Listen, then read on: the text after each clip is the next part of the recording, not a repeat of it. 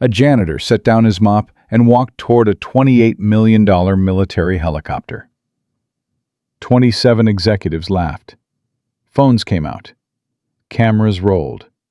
The CEO had just dared him to fly it. A cruel joke meant to humiliate the invisible man who cleaned their floors. But when Tom Hartley climbed into that cockpit, when his weathered hands moved across those controls with the precision of a surgeon, the laughter died. What nobody knew, what nobody had bothered to ask in 3 years, was that this single father, this nobody, scrubbing toilets for $17.50 an hour, had once commanded the skies over 3 war zones. And he was about to expose everything. If you want to see how one moment of cruelty became one man's redemption, stay with me until the very end. And drop a comment with your city.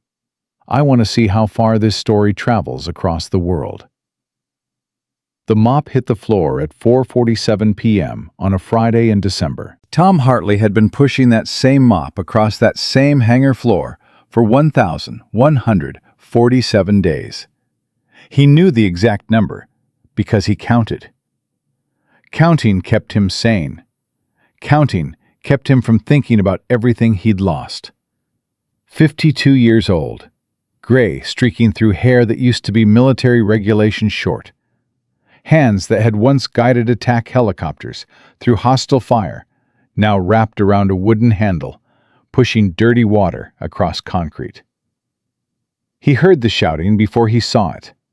Victoria Ashford's voice cut through the hangar like a blade. Tom had learned her voice over 3 years. The sharp click of her heels. The way silence followed her like a shadow. The way grown men with doctoral degrees flinched when she walked past. "Someone explain to me," Victoria said, and Tom could hear her teeth grinding from 50 feet away. "How we are 3 years and $400 million into development, and this machine still can't stay in the air for more than 7 minutes." Tom kept mopping. That was the job. Mop. Stay invisible. Go home to Sophie. But he listened. He always listened. Dr. Marcus Chen, the lead engineer, stammered something about mathematics and recalibration. Colonel Sarah Brennan, the military liaison, studied her boots like they contained the secrets of the universe. James Whitmore, the VP who always smelled like expensive cologne, suddenly found the ceiling fascinating. Nobody had answers. Tom had answers. He'd had answers for 6 months. But nobody asked the janitor. "The mathematics are sound, Victoria." "I don't pay you for mathematics." Victoria's voice cracked like a whip. "I pay you for results. The Pentagon has 5 other contractors circling like sharks. They can smell blood in the water. Our blood." Tom glanced at the helicopter, sitting in the center of the hangar. The AH-7 Wraith. Beautiful machine. All sleek curves and aggressive angles, matte black composite that seemed to drink the light. $28 million of engineering perfection. And they couldn't keep it in the air. Tom knew why. He'd known for months. The oscillation problem everyone kept complaining about wasn't a malfunction. It was a feature. The flight control system was designed for aggressive combat maneuvering. It deliberately reduced stability to allow faster attitude changes. But the test pilots were fighting it, trying to fly a combat helicopter like a civilian aircraft, building a scalpel and complaining it wasn't a butter knife. 6 months ago, Tom had written it all down. Detailed analysis, diagrams, suggested training protocols. He'd left the papers on Dr. Chen's desk at 3 a.m. after everyone had gone home. The next morning, he'd watched Marcus pick up the papers, glance at the handwriting, and throw them in the trash without reading past the first page. Why would he read it? It came from the janitor. Tom had stopped trying after that. "The test pilots have all reported the same issues," Colonel Brennan said carefully. "The oscillation creates vertigo. The controls are hypersensitive." "Then get me better pilots!" Victoria was shouting now. "Get me someone who isn't afraid of a little turbulence." Tom dipped his mop in the bucket, squeezed it out, pushed it across the floor in neat, overlapping strokes. Invisible. That's what he was now. What he'd been for 4 years, ever since Linda died. Linda, his wife, his best friend, the woman who'd followed him through 3 deployments, who'd raised their daughter alone while he was flying combat missions over Afghanistan, who'd held everything together when he couldn't be there. Ovarian cancer. Stage 4 by the time they found it. 18 months of treatment. Surgeries. Chemotherapy. Experimental protocols that cost more than their house. She died on a Tuesday morning in April, holding his hand, telling him to take care of Sophie. Sophie. Their miracle. Born with cerebral palsy, doctors said she'd never walk, never talk, never live independently. But Sophie had her mother's stubbornness. She walked with braces now, talked with a slight slur that Tom thought was the most beautiful sound in the world. At 12 years old, she was smarter than half the engineers in this hangar. The medical bills had taken everything. House, savings, retirement fund, every penny Tom had earned in 28 years of military service. Gone in 18 months. When Linda died, he was $450,000 in debt, with a daughter who needed ongoing care. He'd applied to Meridian Aerospace 3 years ago. They were opening a new facility, hiring engineers for their helicopter program. Tom had qualifications most people couldn't dream of. Former Army colonel, 3,500 combat flight hours, test pilot instructor at Fort Rucker, helped design flight systems for the Apache and Comanche. The HR rejection came in 48 hours. Overqualified. Outside target demographic. Translation: too old. Single father with a disabled kid. Liability. So he'd applied for the janitorial position. Night shift. $17.50 an hour. No interview required for the guy pushing the mop. It let him be home during the day to care for Sophie. Let him pay down the debt slowly, painfully, month by month. Let him keep his daughter fed and housed and loved. It also let him watch these brilliant, overpaid, credential-laden professionals fail again and again at something he could have fixed in 10 minutes. But nobody asked the janitor. "You know what?" Victoria's voice had changed, something dangerous in it now. "Maybe we're going about this all wrong." Tom felt the shift in the room before he understood it. That instinct, honed by years of combat, that told him something bad was coming. Maybe we don't need more engineers or better pilots. Maybe what we need is some fresh perspective. Tom kept mopping. Don't look up. Stay invisible. Him. Too late. The janitor. What's your name? Tom stopped mopping. Slowly, he looked up. Victoria Ashford stood 40 feet away, surrounded by her executive court, pointing directly at him. Her Armani suit probably cost more than he made in a month. Her eyes held the cold calculation of someone who'd built a billion-dollar company through sheer force of will. She was looking at him like he was a prop, a tool, something to be used.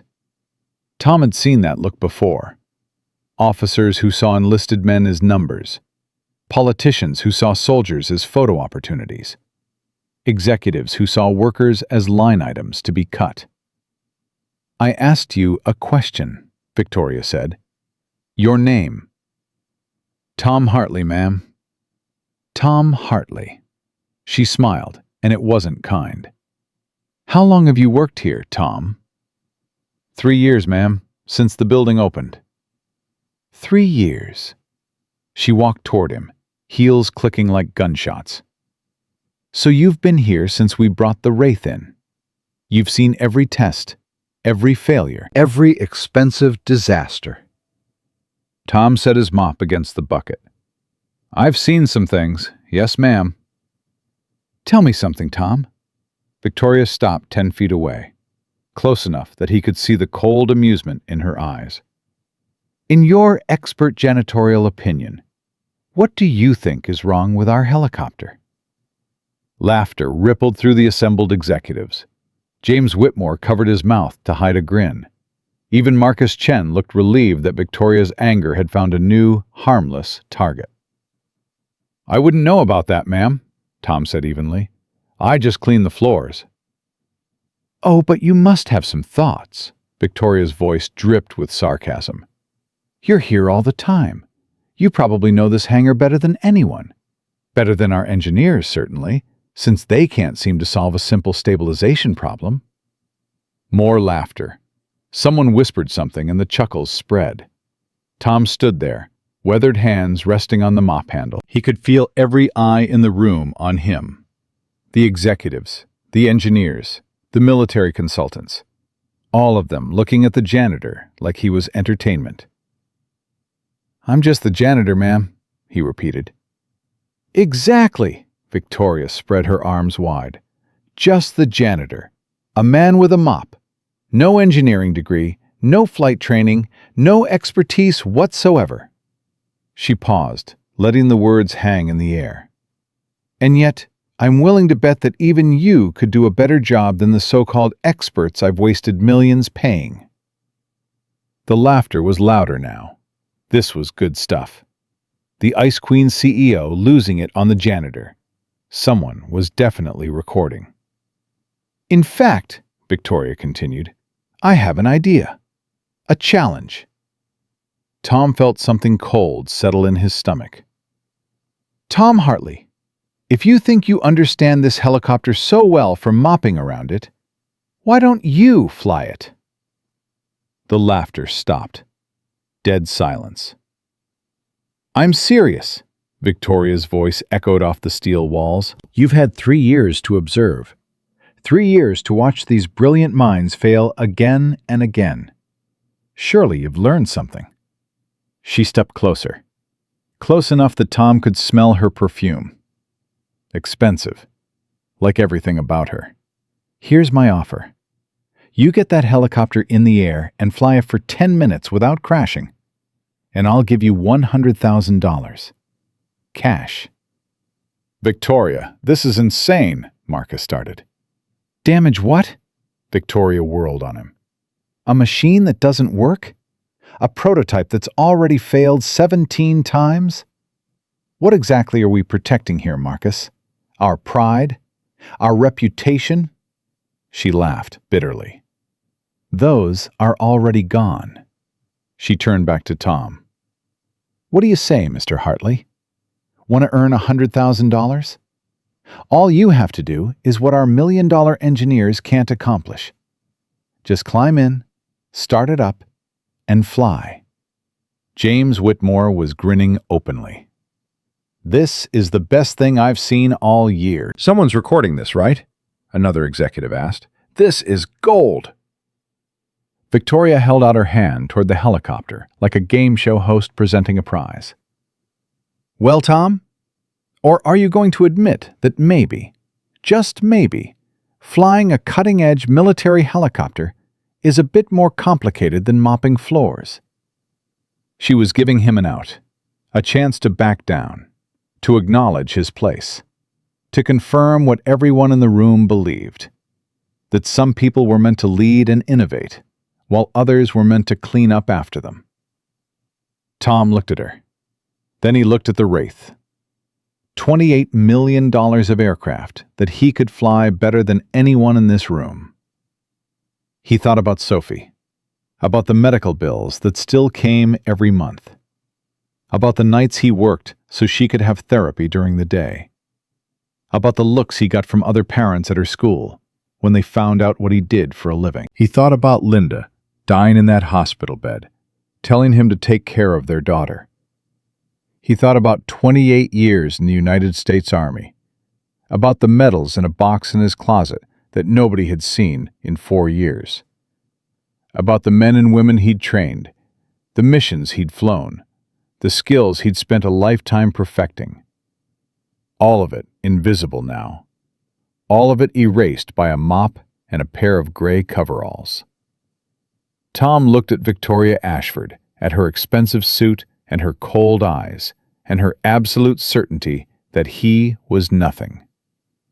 Something shifted inside him, something that had been dormant for 4 years. "All right," he said quietly. The word dropped into the silence like a stone into still water. Victoria blinked. "What?" "I said, 'All right, ma'am.'" Tom leaned his mop against the wall. "I'll fly your helicopter." The laughter came back, louder than before. This was perfect. The crazy CEO and the delusional janitor. This video was going to go viral. "Tom, buddy, I don't think you understand," James started. "I understand fine." Tom began walking toward the wraith. His gait was steady despite his age, his shoulders straight. 28 years of military posture didn't disappear just because you pushed a mop. "You want me to fly this aircraft for 10 minutes without incident. That's the challenge." Victoria watched him approach the helicopter. This wasn't how this was supposed to go. He was supposed to back down, to be humiliated, to make her engineers feel grateful they weren't him. "This is ridiculous," Marcus muttered. "We should stop this before—" "Before what?" Victoria snapped. "Before he exposes himself as incompetent? Let him. Let everyone see what happens when you overestimate yourself." But there was something in Tom's movements that was starting to bother her. He wasn't shuffling or hesitant. He moved with purpose. When he reached the wraith, he didn't stop to gawk at it, didn't look confused. He walked straight to the pilot side door and opened it with familiar ease. Has he opened that before?" Colonel Brennan asked quietly. "He cleans in here," someone offered. "Probably knows where things are." Tom climbed into the cockpit. Not struggled, not fumbled. Climbed. Smoothly. Efficiently. Like someone who'd done it 1,000 times before. He settled into the seat and reached for the harness. The 4-point harness clicked into place with practiced precision. Victoria felt the first real flutter of unease. "Someone should really stop this," Marcus said, but he didn't move. Tom's hands moved across the control panel, not randomly, not searching. He flipped 3 switches in quick succession, and the wraith's systems hummed to life. Displays lit up. The main computer began its startup sequence. "How does he—" James trailed off. Tom reached overhead and adjusted the collective pitch. Then he tested the cyclic, moving it through a small range of motion. His movements were economical, professional. "Victoria." Colonel Brennan's voice was sharp. "I think we should—" Victoria held up her hand. She was staring at Tom, really looking at him for the first time. The way he sat in the cockpit. The way his hands knew exactly where every control was. The calm, focused expression on his weathered face. This wasn't a janitor playing pretend. This was something else entirely. Tom pulled on the flight helmet that had been resting on the co-pilot seat. It fit perfectly. He adjusted the mic and ran through what sounded like a pre-flight check, his lips moving silently. "Engine start sequence," his voice came through the hangar's communication system. Clear, authoritative. "Turbine 1." The first engine coughed, then caught, then roared to life with a deep, powerful sound that vibrated through the hangar floor. "Turbine 2." The second engine joined the first, and suddenly, the wraith was alive. Both turbines spooling up, the rotor blades beginning their slow rotation overhead. Every phone in the hangar was up now, every camera recording. But nobody was laughing anymore. "Oil pressure nominal," Tom's voice continued calmly. "Hydraulics green. Fuel flow optimal. Rotor RPM building to operational speed." He sounded like a pilot, not like a pilot. like a combat-tested, mission-hardened, extremely experienced pilot. Victoria's mouth went dry. Generator output stable. Avionics online. Flight control system initialized. Tom's right hand rested on the cyclic, his left on the collective. His feet positioned on the anti-torque pedals with the easy confidence of long familiarity. "Someone stop this!" Marcus shouted. But it was too late. The Wraith lifted off the ground. It rose smoothly, steadily, with none of the wobbling or oscillation that had plagued every previous test. 1 foot, 2 feet, 5, 10. The landing skids cleared the safety markers on the floor, and still the helicopter rose. Perfectly balanced, perfectly controlled. 20 feet up, Tom brought the Wraith into a stable hover. The hangar was silent, except for the thunder of the turbines and the rhythmic beat of the rotor blades cutting through air. Victoria stared upward, her hand pressed to her mouth. "That's impossible," James breathed.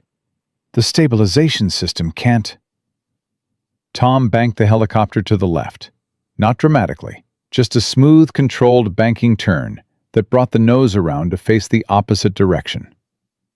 The movement was surgical in its precision. Then he accelerated forward. The Wraith shot across the length of the hangar with startling speed. Victoria's heart leaped into her throat as she imagined it crashing into the far wall. But 30 feet from impact, Tom pulled back on the cyclic and simultaneously increased collective pitch, bringing the helicopter into a perfect deceleration that stopped its forward momentum exactly where he wanted it. "Stabilization holding," Tom's voice said over the speakers. "Oscillation within acceptable parameters, compensating for minor pitch variation with cyclic input." He was narrating his flight, explaining what he was doing, and worse, explaining it in technical terms that made perfect sense. "Who is this guy?" Colonel Brennan demanded. Tom put the Wraith through a series of maneuvers that Victoria had never seen before. Not from their test pilots. Not from the military consultants.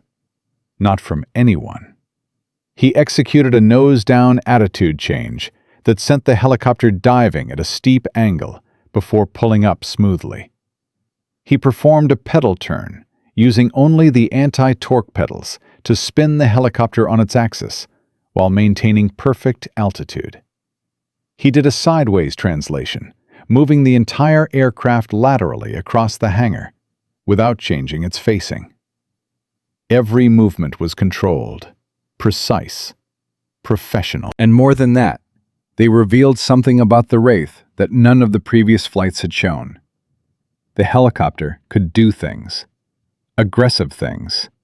Combat things. In Tom Hartley's hands, the Wraith wasn't a temperamental prototype that could barely stay airborne. It was a weapon. "Look at the stabilization system," Marcus said, his eyes glued to his tablet. "He's not fighting it, he's working with it, using the oscillation instead of trying to suppress it." "How long has he been up?" someone asked. James checked his watch. His hand was shaking. 8 minutes. 8 minutes without a single error. Tom brought the Wraith back to center, hovering at exactly 15 feet. Then he performed a maneuver that Victoria had only seen in combat footage from overseas. He dropped the collective completely while simultaneously kicking the tail around with the pedals, sending the helicopter into a controlled auto-rotation spin. The Wraith descended rapidly, rotating on its axis. The maneuver designed to avoid ground fire while descending quickly to a landing zone.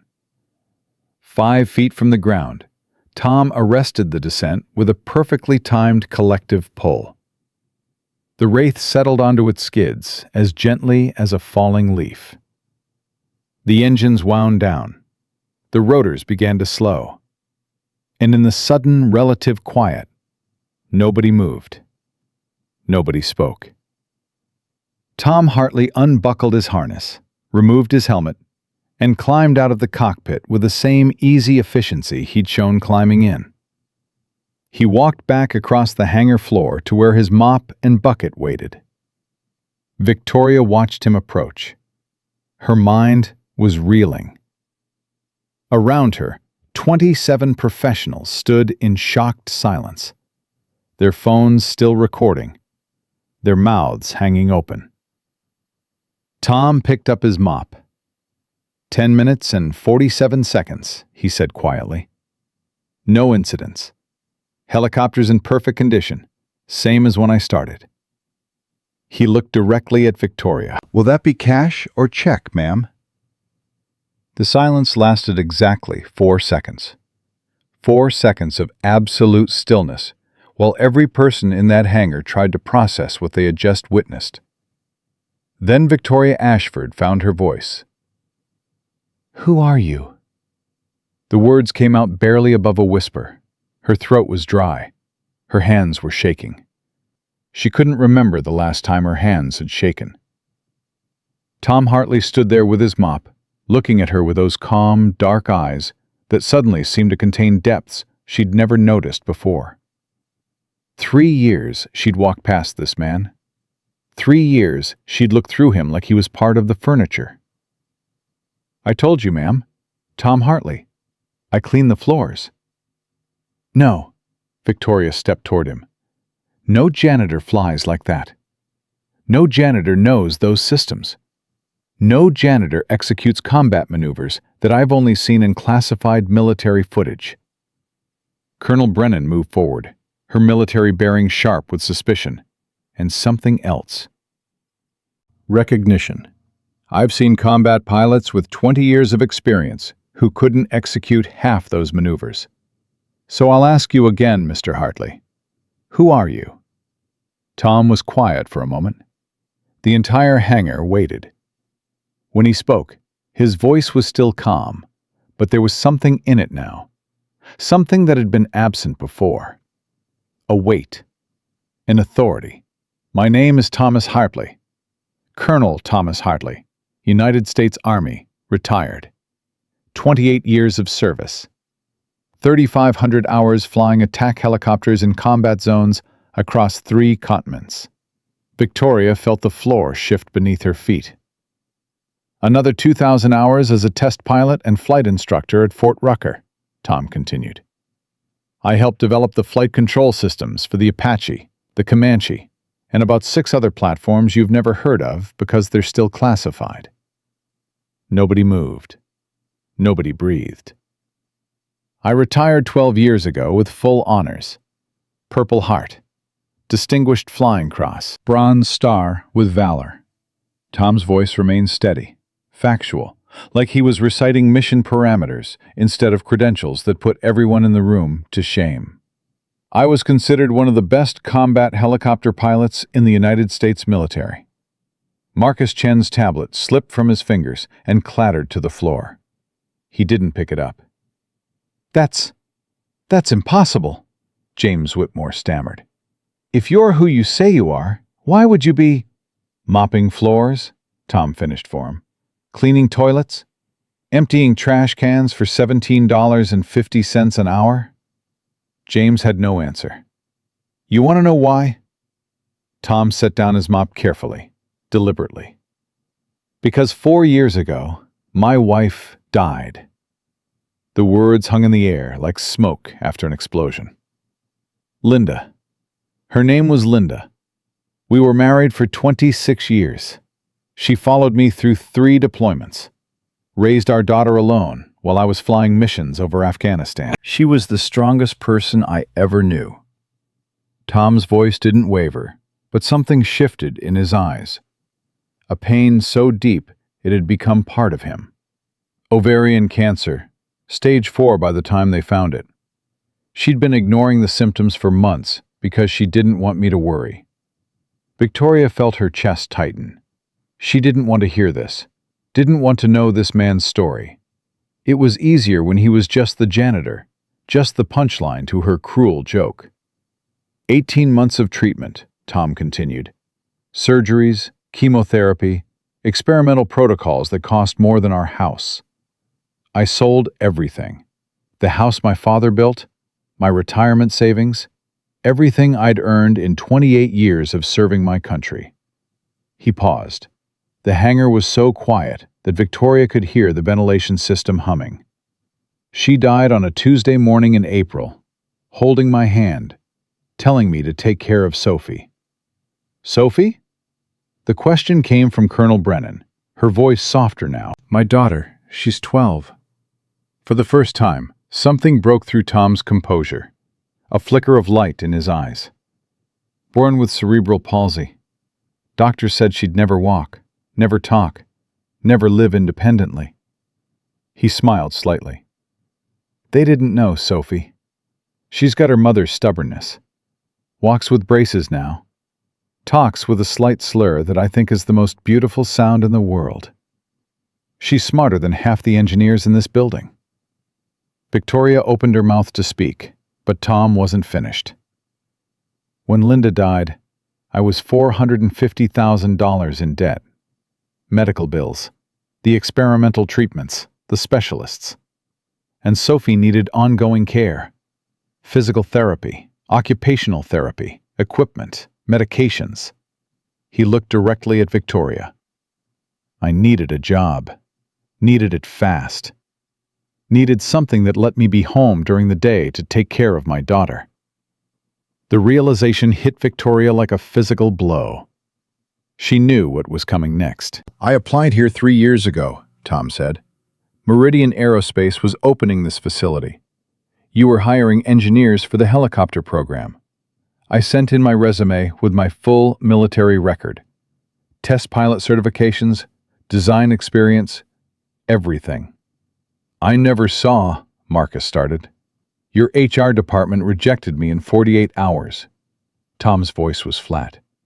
The feedback said I was overqualified and outside the target demographic. Victoria's stomach turned.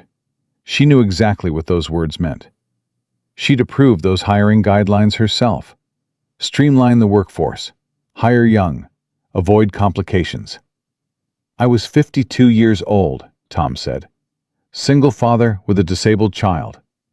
On paper, I looked like a liability. Someone who'd need time off. Someone who'd have complications.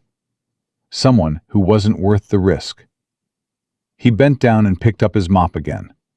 So I applied for the janitorial position instead. Night shift.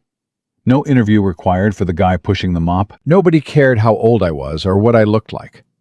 They just needed someone to clean. Victoria's throat was closing. She couldn't swallow.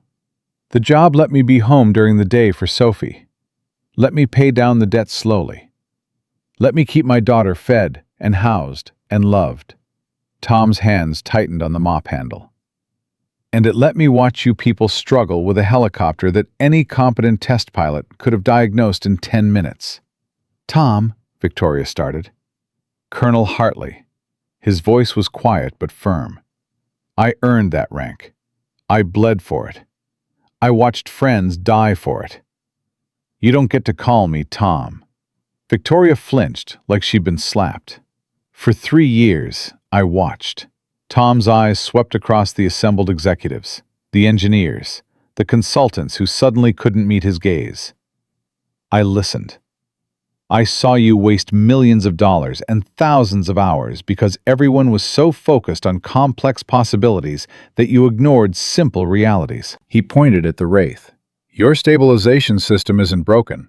It's designed for aggressive combat maneuvering. It creates controlled oscillation to allow faster attitude changes. The system briefly sacrifices stability for agility.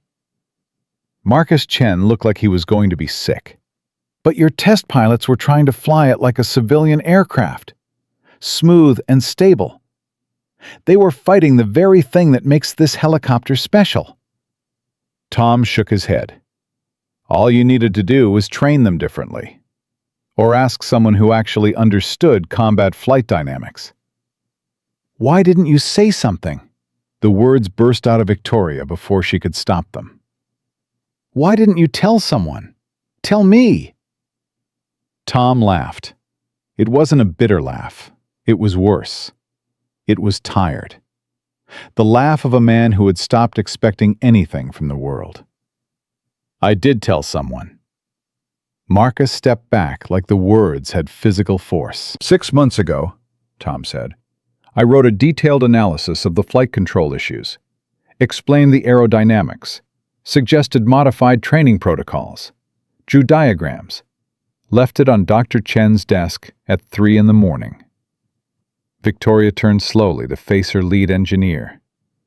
Marcus had gone pale, white as paper. The janitor's note. I thought it was a joke. I didn't read past the first page. I threw it away. I know. Tom's voice was calm. I watched you do it. Through the window of your office. You picked it up, looked at the handwriting, saw that it came from someone with no credentials, and tossed it in the trash. Marcus's mouth moved, but no sound came out. That's when I stopped trying. If you wanted to waste your money and your time, that was your choice. Tom shrugged. I had floors to mop, a daughter to raise, debt to pay off. Your failure wasn't my problem. The words hung in the air like an accusation. Because they were an accusation. Victoria looked around at her team. Her highly paid, brilliantly credentialed team. Marcus wouldn't meet her eyes. James was staring at his shoes. Colonel Brennan looked thoughtful, but troubled. Every person in this hangar, Tom said quietly, was so focused on their credentials, their positions, their importance, that they couldn't imagine a janitor might know something valuable. He looked at Victoria. You created a culture where only certain people's voices matter. And because of that culture, you wasted millions and nearly destroyed this project.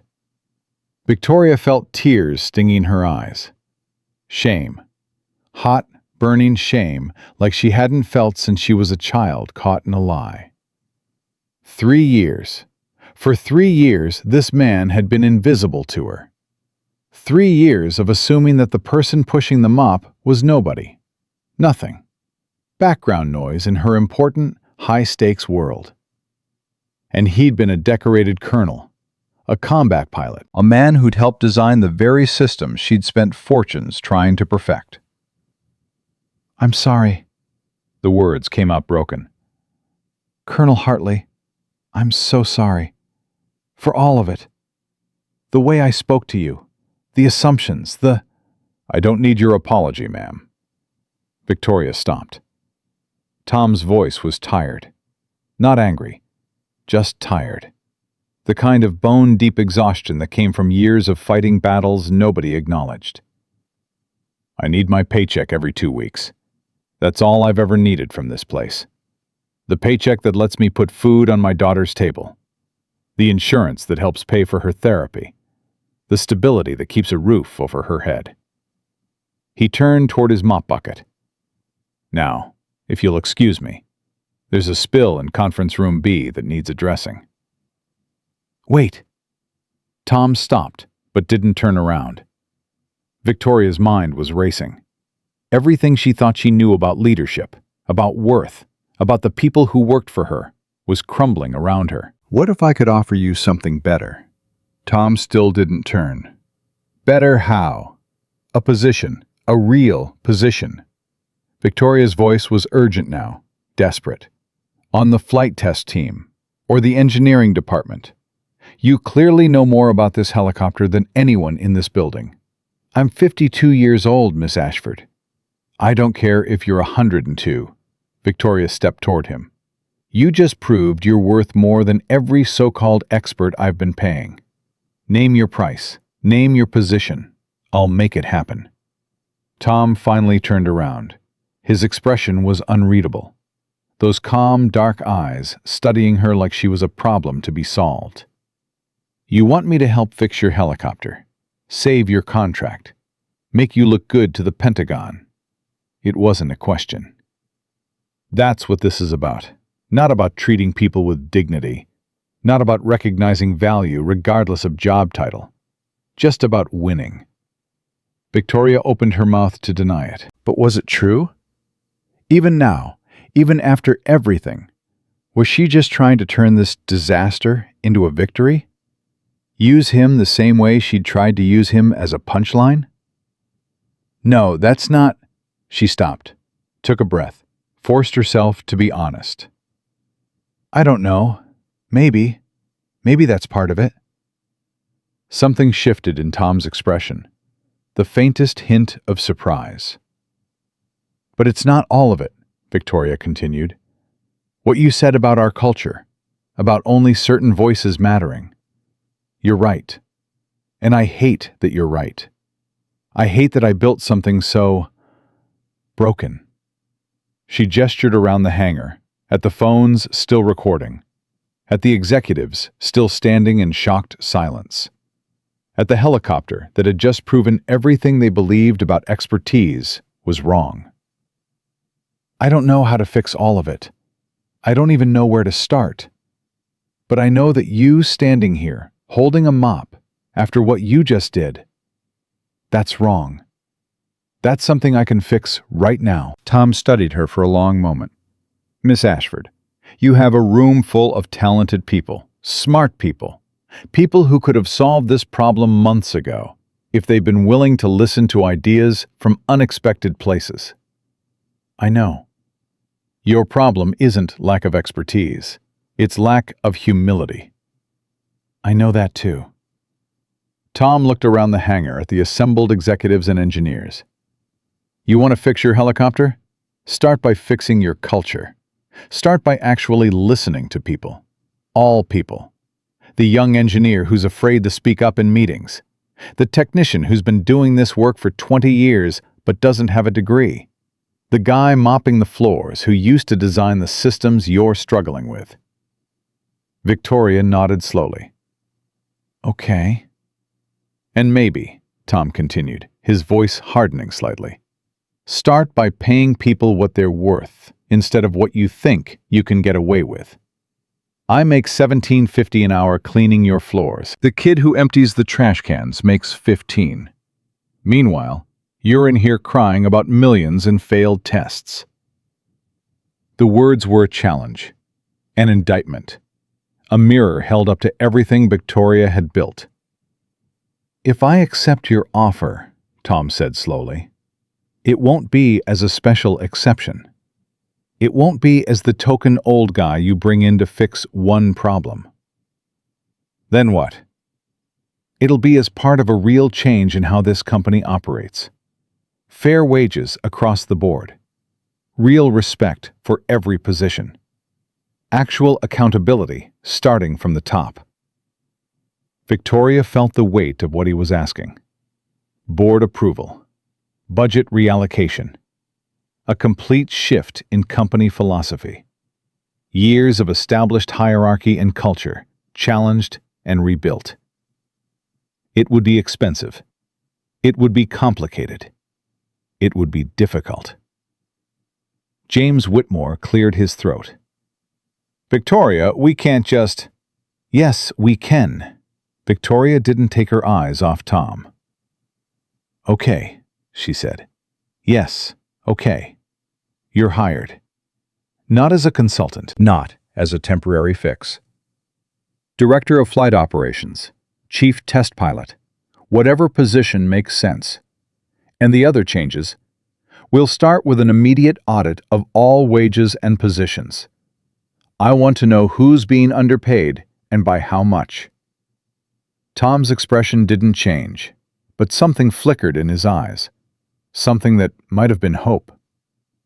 This will cost millions, he said. Less than we've wasted on failed tests because we were too proud to listen. Less than we'll lose if this contract falls through. Victoria took a breath. And more importantly, it's what we should have been doing all along. For the first time since this entire surreal encounter began, Tom Hartley smiled.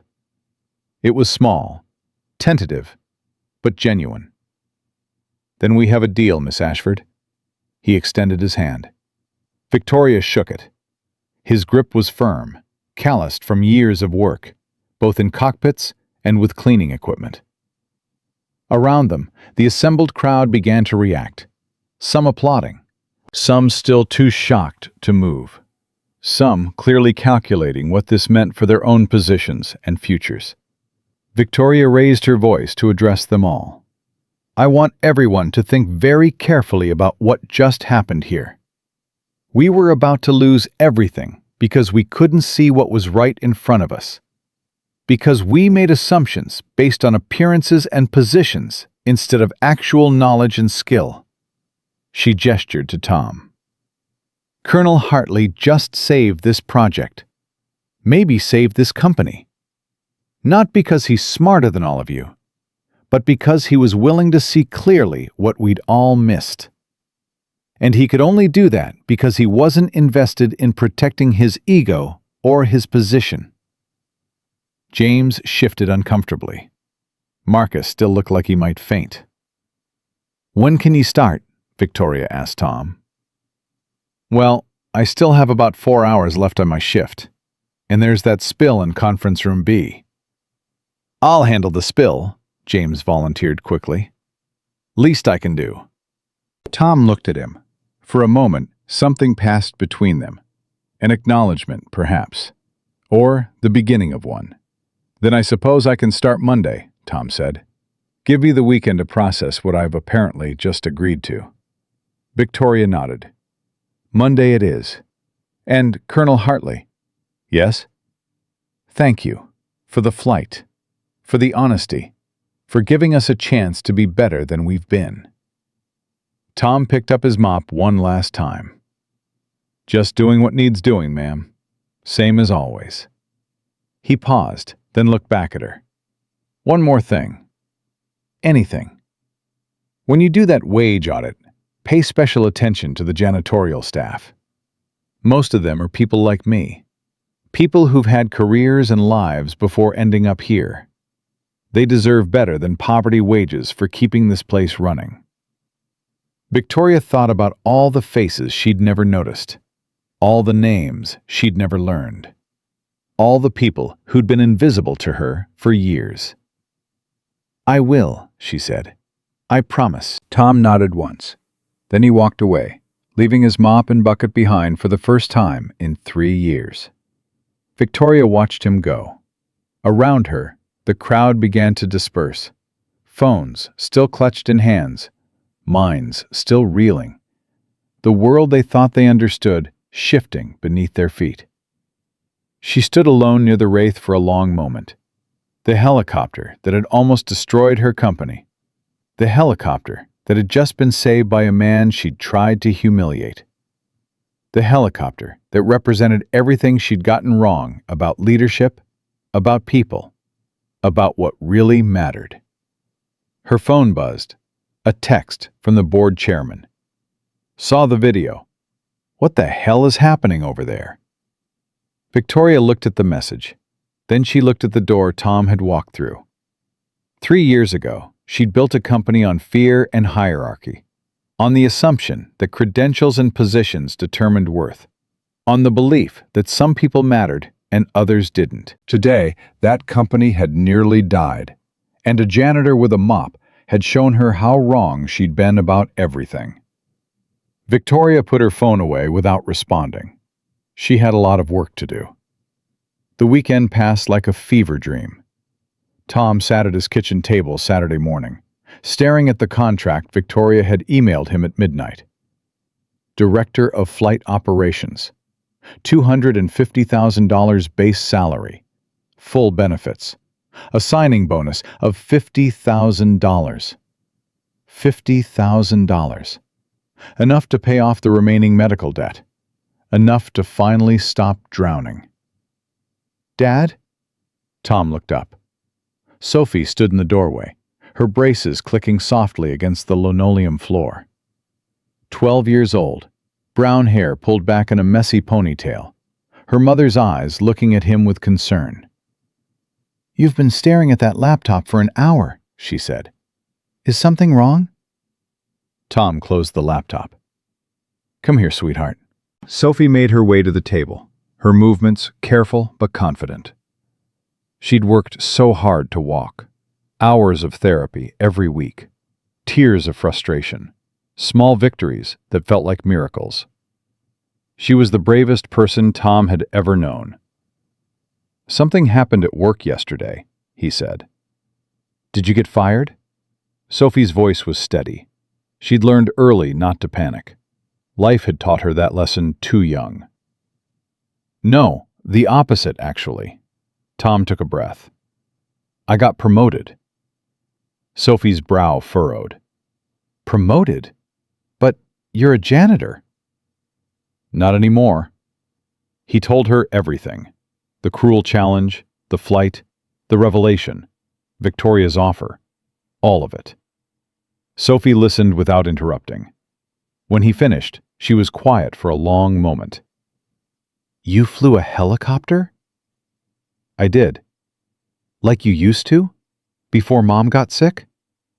Tom nodded. His throat was tight. "And they didn't know?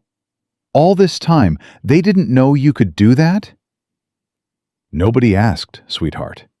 Nobody thought to ask." Sophie reached across the table and took his hand. Her grip was strong despite her thin fingers. "Mom would be proud of you." The words hit Tom like a physical blow. He'd spent 4 years trying to hold everything together. 4 years of being strong for Sophie. 4 years of pushing down every emotion that threatened to surface. And now, sitting at his kitchen table with his daughter's hand in his, he finally let himself feel it. The tears came before he could stop them. "Dad." Sophie's voice was gentle. "Dad, it's okay." "I'm sorry." Tom wiped his eyes with the back of his hand.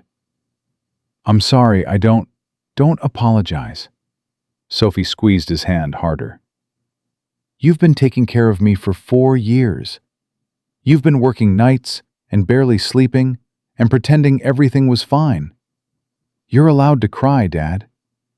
You're allowed to be human." Tom looked at his daughter. 12 years old, wiser than most adults he knew. "When did you get so smart?" he asked. "I've always been smart. You just weren't paying attention." She smiled, and it was Linda's smile. The same warmth, the same stubborn joy. "So what happens now?" Sophie asked. "Do you accept the job?" "I don't know. It's a lot of money, but it's also a lot of responsibility. And I'd have to work days instead of nights. We'd need to figure out care for you and—" "Dad." Tom stopped. "Take the job." "Sophie, take it." Her voice was firm.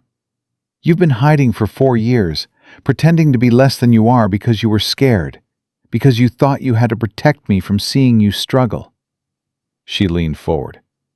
"But I see everything, Dad. I see you coming home exhausted at 6 in the morning. I see you skipping meals so I can have seconds. I see you working yourself to death for $17 an hour when you should be flying helicopters." Tom couldn't speak. "Mom didn't fall in love with a janitor," Sophie continued. "She fell in love with a pilot, a soldier, a man who wasn't afraid of anything. That's the dad I want back." The words hung in the air between them. "I can handle being home alone for a few hours after school," Sophie said. "I can handle some changes. What I can't handle is watching you disappear into a job that's killing your soul." Tom stared at his daughter, this fierce, brilliant, impossible girl who had overcome more obstacles in 12 years than most people faced in a lifetime. "Take the job, Dad. Be who you're supposed to be." Tom signed the contract that afternoon. Monday morning arrived with the weight of 1,000 expectations. Tom walked into Meridian Aerospace at 7 a.m., wearing pressed khakis and a button-down shirt that Sophie had ironed for him. He felt like an imposter. 3 years of gray coveralls, and now this. Victoria met him in the lobby. "Colonel Hartley." She extended her hand. "Thank you for coming in early." "Tom is fine, Miss Ashford. We're going to be working together." "Might as well drop the formalities." Victoria nodded. Then call me Victoria. They walked together toward the executive wing. People stopped and stared. Tom heard whispers, saw phones being pulled out.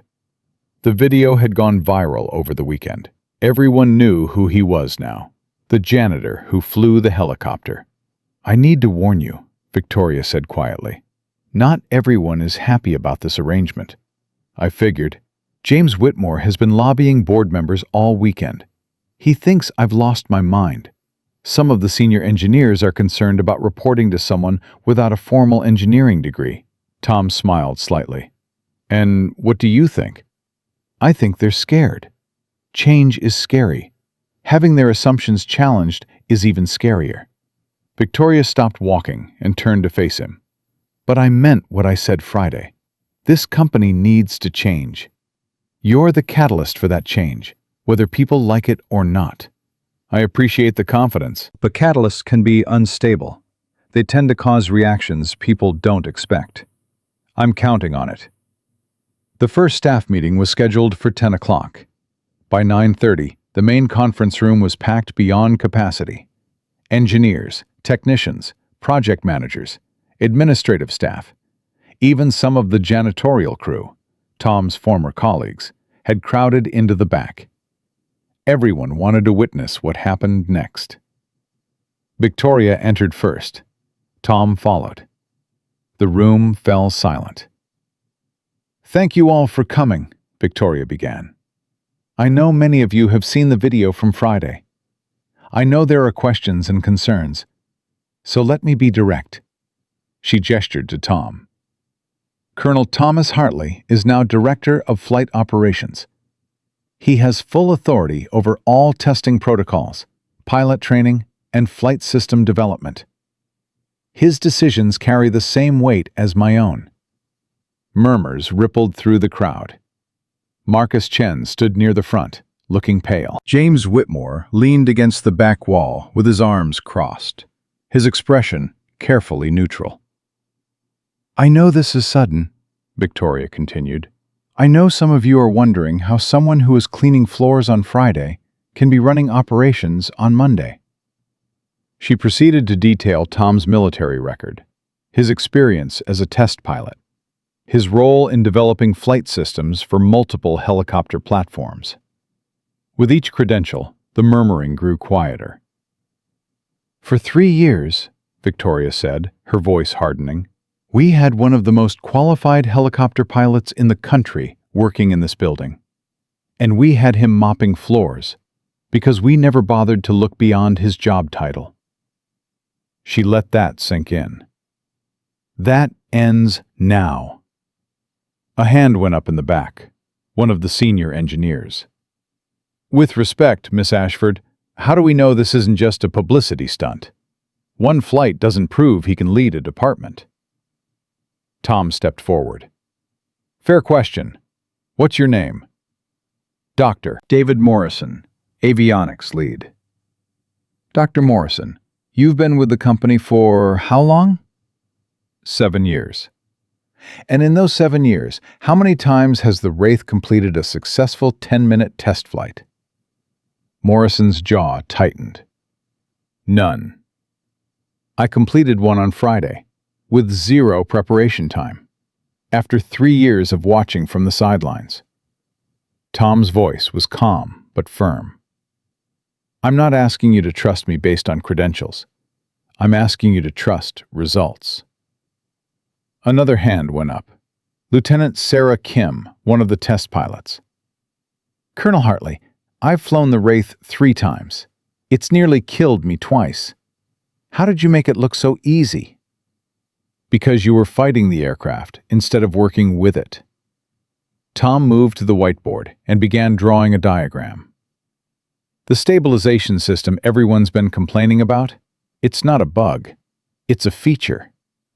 He sketched the flight control architecture. The system is designed for aggressive combat maneuvering. It deliberately reduces stability to allow faster attitude changes. In combat, that extra half-second of turn time is the difference between evading hostile fire and getting shot down. The room was silent now. Engineers leaned forward, studying his diagram. But your training protocols were teaching pilots to fight that instability, to try to smooth it out. You were building a scalpel and complaining it wasn't a butter knife. Marcus Chen found his voice. The oscillation frequency. That's why the pilots were experiencing vertigo? Partly. There's also a calibration issue in the pitch axis that needs addressing. But the fundamental problem wasn't technical. It was philosophical. You didn't understand what you'd built. Dr. Morrison raised his hand again. If you knew all this, why didn't you say something sooner? Tom met his eyes. I did. 6 months ago. I left a detailed analysis on Dr. Chen's desk. Every head in the room turned to Marcus. Marcus's face had gone white. I threw it away. I thought it was a joke. I know. I watched you do it. Tom's voice was level, without accusation. You saw handwritten notes from a janitor and assumed they couldn't possibly be worth reading. That's not your fault. That's the culture you were trained in. He looked around the room. That's the culture we're all trained in.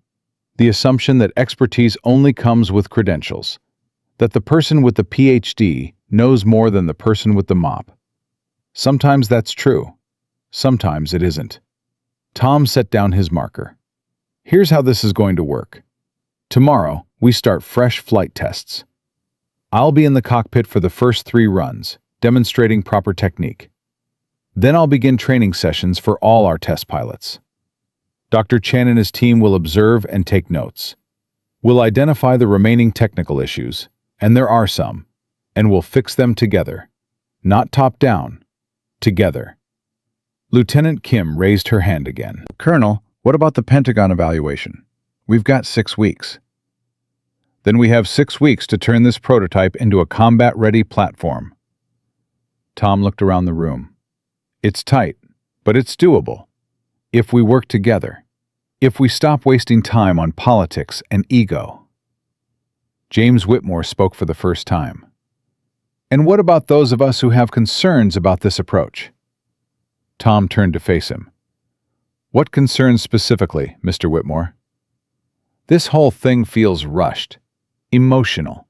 One viral video and suddenly we're restructuring the entire company? We're not restructuring because of a video.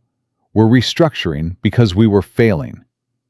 Tom's voice was patient but firm. 3 years, $400 million, 17 failed tests. That's not a video problem. That's a fundamental problem with how this organization operates. And you think you can fix it in 6 weeks? I think we can start fixing it. Real change takes time. But right now, we have a choice. We can keep doing what we've been doing and hope for different results, or we can try something new.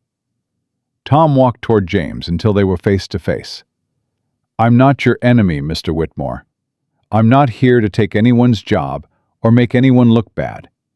I'm here because I know how to fly this helicopter, and I know how to train others to fly it. That's all. James held his gaze for a long moment. Something shifted in his expression. Not agreement, exactly, but consideration. I'll be watching, James said finally. If this works, I'll be the first to admit I was wrong. If it doesn't, I'll be the first to take responsibility. Tom extended his hand. Fair enough? James hesitated. Then he shook it. Fair enough. Victoria dismissed the meeting, and the crowd began to disperse. But Tom noticed someone hanging back. A woman in her 60s, gray hair pulled back, wearing the same gray coveralls Tom had worn for 3 years. Maria Santos. She'd worked the shift before his. They'd passed each other in the hallways 1,000 times. Colonel Hartley? Maria, please, call me Tom. She smiled nervously. I just wanted to say, what you did Friday, it meant something. To all of us. All of us? The cleaning staff, the maintenance workers, the people who've been invisible in this place for years. Maria's eyes were bright with emotion. You showed them we're not nobody. that we have value, that we matter. Tom felt his throat tighten. Maria, you've always mattered. The problem was never you. It was them. I know, but sometimes you need someone to prove it. She reached out and squeezed his arm. Thank you. For all of us. She walked away before Tom could respond. Victoria appeared at his side. You've already got fans. I've got people who needed hope. There's a difference. Is there? Tom watched Maria disappear through the door. Hope is about the future. Fans are about entertainment. What happened Friday wasn't entertaining. It was necessary. Victoria nodded slowly. The wage audit results came back this morning. You were right. Over 40% of our employees are significantly underpaid. How significantly? The janitorial staff averages 38% below market rate. Maintenance is similar. Even some of the junior engineers are being underpaid compared to industry standards. Tom felt the familiar anger rising. And nobody thought to check this before? Nobody thought to care. Victoria's voice was heavy. I built this company on efficiency and cost control. I never stopped to ask what that cost was doing to people. So what happens now? Now we fix it. I've already drafted a proposal for the board. Immediate wage corrections for the most underpaid positions. Benefits improvements. A path to fair market value for everyone within 6 months. The board will fight you. Some of them will, but they'll lose. Victoria's jaw set. I still own controlling interest in this company. If they want to fire me, they can try, but they won't win. Tom studied her. Something had shifted since Friday. The cold calculation was still there, but it was tempered now by something else. Something that looked almost like conviction. Why? He asked. Why what? Why do you care? A week ago you challenged me to fly that helicopter as a joke. Now you're threatening your own board to raise wages for janitors. What changed? Victoria was quiet for a moment. You did.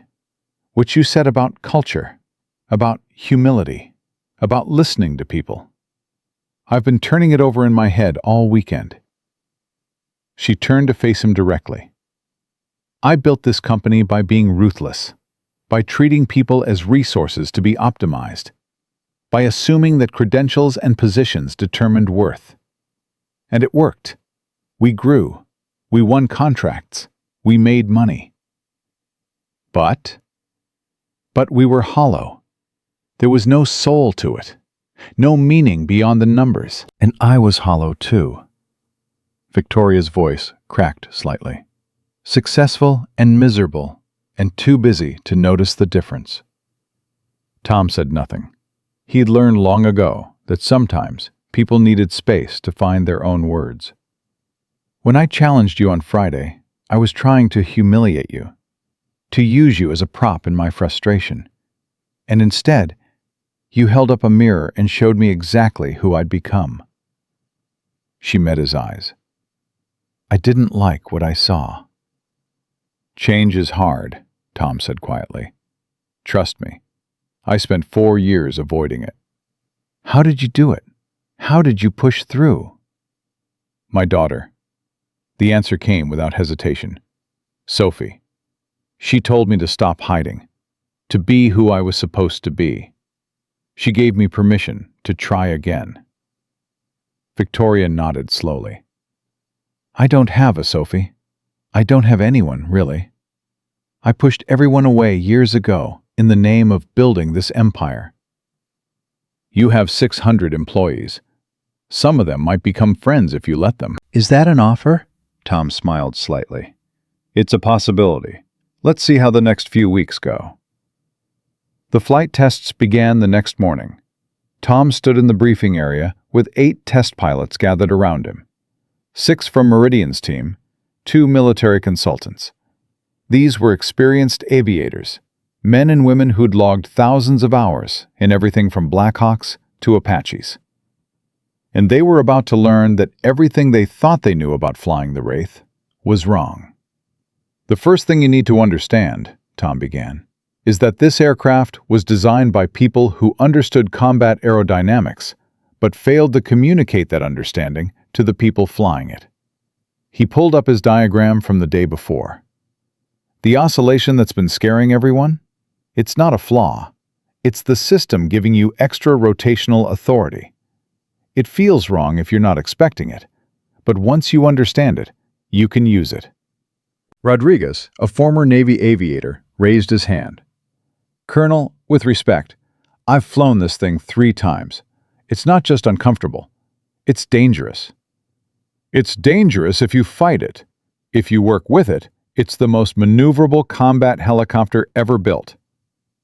Tom moved to the window overlooking the hangar. "I'll show you what I mean. Kim, you're observing first. Rodriguez, you're up second." 2 hours later, Rodriguez climbed out of the Wraith's cockpit, looking like he'd seen God. "That was—" He couldn't find the words. "I've been flying helicopters for 15 years. I thought I knew everything. I didn't know anything." "You knew plenty," Tom said. "You just needed to learn to apply it differently. Same skills, different philosophy." By the end of the week, all 8 pilots had completed initial training. By the end of the second week, they were executing maneuvers that had seemed impossible a month earlier. The Wraith wasn't temperamental. It wasn't unstable. It wasn't a failed prototype. It was a weapon. And finally, there were people who knew how to use it. Victoria watched from the observation deck as Kim executed a perfect combat landing sequence. "It's like watching a completely different aircraft." "It is the same aircraft," Tom said. "Same systems, same capabilities. The only thing that's changed is the people flying it." "And the people leading them." Tom shrugged. "Leadership is just paying attention to the right things." For 3 years, everyone was focused on what was wrong with the helicopter. Nobody asked what was wrong with the approach. "Is that what you learned in the military?" "It's what I learned from my wife." Tom's voice softened. "Linda used to say that most problems aren't as complicated as we make them. We just get so invested in our assumptions that we can't see the simple solutions." Victoria was quiet for a moment. "She sounds like she was remarkable." "She was. She is. Still." Tom touched the wedding ring he still wore. "She's been gone 4 years, and I still talk to her every night. Tell her about my day. Ask her advice." "Does she answer?" "Sometimes. In my head. In my memories." Tom smiled slightly. "Sophie says I'm not crazy. She says Mom would want me to keep talking to her." "Sophie sounds remarkable too." "She's the best part of me. The best part of both of us." Victoria turned to face him fully. "I'd like to meet her, if that's appropriate." Tom considered. 3 weeks ago, this woman had tried to humiliate him in front of his colleagues. Now she was asking to meet his daughter. People could change. He had to believe that. "I'll ask Sophie. If she's comfortable with it, we can arrange something." "Thank you." Below them, Rodriguez brought the Wraith into a perfect hover. The helicopter that had seemed impossible to fly was now responding like an extension of the pilot's own body. 4 weeks to go until the Pentagon evaluation, and for the first time in 3 years, Tom actually believed they might succeed. The phone call came at 6 in the morning on a Thursday, 2 weeks before the scheduled Pentagon evaluation. Tom was already awake, reviewing training reports at his kitchen table while Sophie slept. The caller ID showed Victoria's personal number. "We have a problem," she said without preamble. Tom's stomach tightened. "What kind of problem?" "The Pentagon moved up the evaluation. 2 weeks early. They'll be here Monday." Tom set down his coffee cup. "That's 4 days from now." "I know." "Why the change?" 2 of their other contractors fell through. Budget issues, technical failures, the usual. We're suddenly their best option, which means they want to accelerate the timeline. Victoria's voice was tight. If we perform well, we could have a signed contract by end of month. And if we don't perform well, then everything we've built in the last 3 weeks disappears. The cultural changes, the wage corrections, all of it becomes a footnote in a failed company's obituary. Tom was quiet for a moment. Through the window, he could see the first gray light of dawn creeping across the sky. Who's coming? Full evaluation team. 3 pilots, 2 engineers, and a senior acquisitions officer. Brigadier General Raymond Walsh. Walsh. Tom knew the name. He was at Fort Rucker when I was instructing. Tough, but fair. Will that help us? It might help us get a fair hearing. It won't help us if we're not ready. Are we ready? Tom thought about the last 3 weeks. The training sessions, the technical corrections, the cultural shifts that were still fragile, still new. They'd made incredible progress, but 4 days wasn't much time. We'll have to be, he said finally. I'll be at the facility in an hour. Call Marcus and the engineering team. We need to run through everything one more time. Tom, he paused. Victoria rarely used his first name. Thank you for everything you've done. Whatever happens Monday, I want you to know that. Save the gratitude for after we win the contract. He hung up and sat in the quiet kitchen, thinking. 4 days. 4 days to prove that everything they'd fought for was real. 4 days to show that treating people with dignity could coexist with building weapons of war. 4 days to justify every risk Victoria had taken, every change they'd implemented, every assumption they'd challenged. No pressure. Dad? Tom turned. Sophie stood in her bedroom doorway, rubbing sleep from her eyes. You're up early, she said. Even for you. Work stuff. Big meeting got moved up. Sophie made her way to the table, her braces clicking softly. How big? The biggest. Pentagon evaluation. Everything depends on it. Are you scared? Tom considered lying, considered protecting her from the weight of adult anxiety. But Sophie had never needed protection from the truth. She'd faced harder truths than most adults ever would. Yeah, he admitted. I'm scared. Sophie nodded slowly. Good. Mom always said being scared meant you cared enough to worry. The dangerous people are the ones who aren't scared of anything. Your mother was very wise. She was.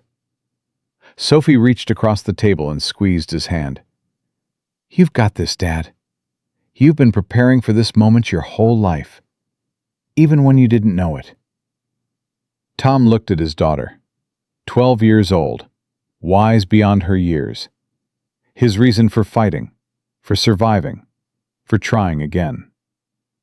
When did you get so smart? He asked. I've always been smart. You're just finally paying attention. She grinned, and it was Linda's grin, the same stubborn joy. Go save the world, Dad. I'll be fine here. I love you, Sophie. I love you too. Now go. You're going to be late. The next 4 days were the most intense of Tom's professional life. Every system was tested and retested. Every pilot logged additional training hours. Documentation was compiled, reviewed, refined. The engineering team worked around the clock to address the remaining technical issues Tom had identified. The pitch axis calibration was fixed in 36 hours. The fuel flow problem was resolved in 12. A minor electrical distribution issue that everyone had been dismissing as a sensor glitch turned out to be a legitimate problem that could have caused catastrophic failure under combat conditions. Tom caught it because he actually listened when the machine tried to tell him something was wrong. By Sunday night, the facility was as ready as it would ever be. Tom stood alone in the hangar, looking at the wraith in the dim emergency lighting. "We've done everything we can," Victoria said from behind him. "The rest is out of our hands." Tom didn't turn around. "The rest is never out of our hands. We just have to trust that we've prepared well enough to handle whatever comes." Is that military wisdom or personal philosophy? Both. They tend to overlap. Tom finally turned to face her. "You should go home. Get some sleep. Tomorrow's going to be long." "I could say the same to you." "I'm too old to sleep before a big mission. Always have been. Used to drive my wife crazy." Victoria walked closer, stopping beside him to look at the helicopter. "Tell me about her. Linda. You mention her sometimes, but you never really talk about her." Tom was quiet for a moment. This wasn't a conversation he had with many people. But something about the silence of the hangar, the weight of tomorrow, made the words come easier. "Linda was the first person who ever saw me clearly," he said. "I was 24 when we met. Cocky young pilot who thought he knew everything. She was a nurse at the base hospital. Took one look at me and told me I was going to get myself killed if I didn't learn some humility. Sounds like a strong woman. Strongest person I ever knew. She followed me through 3 deployments, raised Sophie alone for months at a time. Never complained, never wavered." Tom's voice grew thick. "When she got sick, I wanted to fall apart. She wouldn't let me. Spent her last months teaching me how to take care of Sophie, how to cook, how to braid hair. Made me promise I'd keep living after she was gone. Have you kept living?" "I've survived. That's not the same thing." Tom touched the cold metal of the Wraith's fuselage. "These last few weeks have been the first time since she died that I felt actually alive. Like I was doing something that mattered, something she'd be proud of." Victoria was silent for a long moment. When she spoke, her voice was softer than Tom had ever heard it. "I never had what you had. I chose career over relationships. Told myself it was necessary. Told myself I'd have time later." She laughed bitterly. "There's never a later. There's only now. And I've spent my now building a company that was slowly destroying people. It's not too late to change. Isn't it? I'm 46 years old. I've burned every personal relationship I've ever had. The only people who spend time with me are people I pay. That's a choice. It can be a different choice." Victoria turned to look at him. "You really believe that? That people can change at any age?" "I believe people can choose differently at any age. Whether they actually do is up to them." Tom met her eyes. 3 weeks ago, you challenged me to fly a helicopter as a joke. Today, you're fighting your own board to raise wages for janitors. That's not nothing, Victoria. That's everything. It doesn't feel like enough. It never does. That's how you know you're doing it right." They stood in silence for a while, 2 people who had found something unexpected in each other. Not friendship exactly, not yet, but the possibility of it, the foundation. "I should tell you something," Victoria said finally, "about tomorrow." "What?" "General Walsh called me this afternoon. He's seen the video. Everyone has. He told me directly that he's coming here expecting to disqualify us."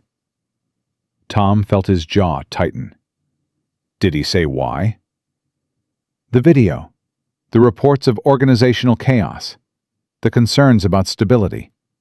He thinks we're a company in crisis, not a serious long-term contractor." "So we're already losing before we start." "That's what I thought too. But then he said something else." Victoria paused. "He said he's hoping to be surprised, that he wants us to prove him wrong." Tom turned this over in his mind. Walsh had always been tough but fair. If he was giving them a chance to change his mind, that meant the door wasn't completely closed. "Then we'll have to surprise him." "How?" By being completely honest about everything. The failures, the cultural problems, the breakthrough, the changes, all of it. Victoria's eyes widened. You want to tell them everything? The video? The way I treated you? The whole disaster? They're going to find out anyway. Walsh has been in this business for 30 years. He knows how to dig. Better to control the narrative than let them discover it through research. That's insane. We'd be admitting failure to potential clients. We'd be admitting failure and showing how we fixed it. That's different. Tom's voice was firm. The Pentagon doesn't want perfect contractors. Perfect doesn't exist. They want contractors who can adapt, who can recognize problems and solve them, who can be honest about limitations while delivering results. Victoria was quiet for a long moment. You really think this will work? I think it's our best chance. Hiding will make us look weak. Honesty might make us look strong. And if it doesn't work, then we'll fail having tried to do something different. That's better than failing the same way everyone else does. Victoria nodded slowly. Okay, we'll do it your way. Complete transparency. Get some sleep, Victoria. Tomorrow changes everything. Monday arrived with clear skies and the weight of impossible expectations. Tom was at the facility by 6 a.m., reviewing final preparations. The hangar was immaculate. The Wraith gleamed under the LED lights. Every system had been checked and double-checked. By 8 o'clock, the rest of the team had arrived. Marcus Chen, looking nervous but determined. Colonel Brennan, her military bearing sharp as ever. James Whitmore, who had spent the last 3 weeks slowly becoming a believer in what they were building. The test pilots gathered in the briefing room, going over scenarios one final time. Rodriguez, Kim, 4 others. All of them ready. All of them confident in ways they hadn't been a month ago. The Pentagon vehicles arrived at 9:30. 3 black SUVs with government plates pulled into the parking lot, and Tom felt his heart rate increase despite decades of combat training. General Raymond Walsh emerged from the lead vehicle. Late 60s, steel gray hair, the kind of assessing gaze that missed nothing. He was followed by 5 others, 3 pilots in flight suits, 2 civilians in business attire. Tom walked out to meet them, with Victoria at his side. General Walsh, Victoria extended her hand. Thank you for coming. Miss Ashford. Walsh's handshake was firm, his expression neutral. Colonel Hartley. It's been a long time. 15 years, sir. Fort Rucker. I remember. You were one of the best instructors I ever saw. Walsh's eyes narrowed slightly. I have to admit, finding out you've been mopping floors for the last 3 years was unexpected. Life takes strange turns, General. Apparently so. Walsh looked between them. I'll be direct. I came here expecting to disqualify Meridian from consideration. The video, the reports of internal chaos, the sudden organizational changes. None of it inspires confidence in long-term stability. Victoria nodded. We understand, General, and we're prepared to address all of those concerns. Are you? Completely, with full transparency. Something flickered in Walsh's expression. Surprise, perhaps, or interest. Then let's see what you have. The technical briefing lasted 2 hours. Marcus led the engineering presentation with quiet competence, walking the Pentagon team through every aspect of the Wraith's design. Specifications, testing protocols, performance data. The engineers in Walsh's team asked sharp questions, and Marcus answered each one with the confidence that came from actually understanding his own work. But it was Tom's portion of the briefing that changed the atmosphere in the room. He explained the flight control philosophy, the deliberate oscillation design, the training protocols they'd developed. He spoke with the authority of someone who'd spent a lifetime in cockpits, who understood not just how helicopters flew, but why they flew that way. The military pilots on Walsh's team began nodding along, recognizing the combat flight theory behind the design. One of them, a major with Afghanistan ribbons on his chest, actually smiled. Then Walsh asked the question everyone had been waiting for. "Miss Ashford, I need to understand what happened 3 weeks ago. Not the sanitized version. The truth." Victoria stood. This was the moment they'd prepared for. The moment that would either save them or destroy them. "General, you're right to be concerned about what happened. We were in chaos. For 3 years, we'd been failing to solve problems that should have been straightforward, because our organizational culture valued credentials and hierarchy over actual competence." She pulled up a slide showing the company's testing failures over time. "I personally created that culture, through my leadership, or lack of it. I built a company where only certain voices mattered, where the person with the PhD was always assumed to know more than the person with the mop." Walsh leaned forward. "Go on." "Colonel Hartley applied for an engineering position when we opened this facility 3 years ago. Our HR department rejected him without an interview. He was 52 years old, a single father with a disabled child. On paper, he looked like a liability." Tom watched the Pentagon team's reactions. The civilians looked uncomfortable. The military officers looked thoughtful. "So he took a janitorial position instead, and for 3 years, he watched us fail while possessing the exact knowledge we needed to succeed." Victoria's voice was steady but heavy. "He even tried to help. 6 months ago, he left a detailed technical analysis on our lead engineer's desk." She gestured to Marcus. "Tell them what happened." Marcus stood, his face pale but resolute. "I threw it away without reading it, because it came from a janitor. I assumed someone in that position couldn't possibly have relevant expertise." The room was silent. "The incident you saw on video," Victoria continued, "was the breaking point. I publicly humiliated Colonel Hartley by challenging him to fly the Wraith. I thought I was making a point about expertise and credentials." She paused. "Instead, he made a point about my failures as a leader. He flew the aircraft flawlessly and exposed everything that was wrong with how we operated." Walsh's expression was unreadable. "And since then?" "Since then, we've completely restructured our culture. Immediate wage corrections for underpaid employees. Open door policies for ideas from any level. Promotion based on competence rather than credentials alone." Victoria met his eyes. "And we gave Colonel Hartley the director position he should have been offered 3 years ago." "That's quite a transformation in 3 weeks, Walsh said. "It has been. Expensive, disruptive, controversial. Some of our executives resigned rather than accept the changes." Victoria pulled up the final slide, their performance metrics. "But it's also why we're suddenly succeeding. Testing efficiency is up 40%. Our engineering team is solving problems in days instead of months. Our pilots are flying the Wraith to capabilities we didn't know it had." She set down her clicker.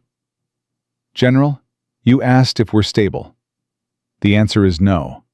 Not if stable means keeping everything the same, but if stable means having systems in place to continuously improve, to recognize and fix our failures, to value every person's contribution regardless of their title, then yes, we're becoming stable in the way that actually matters."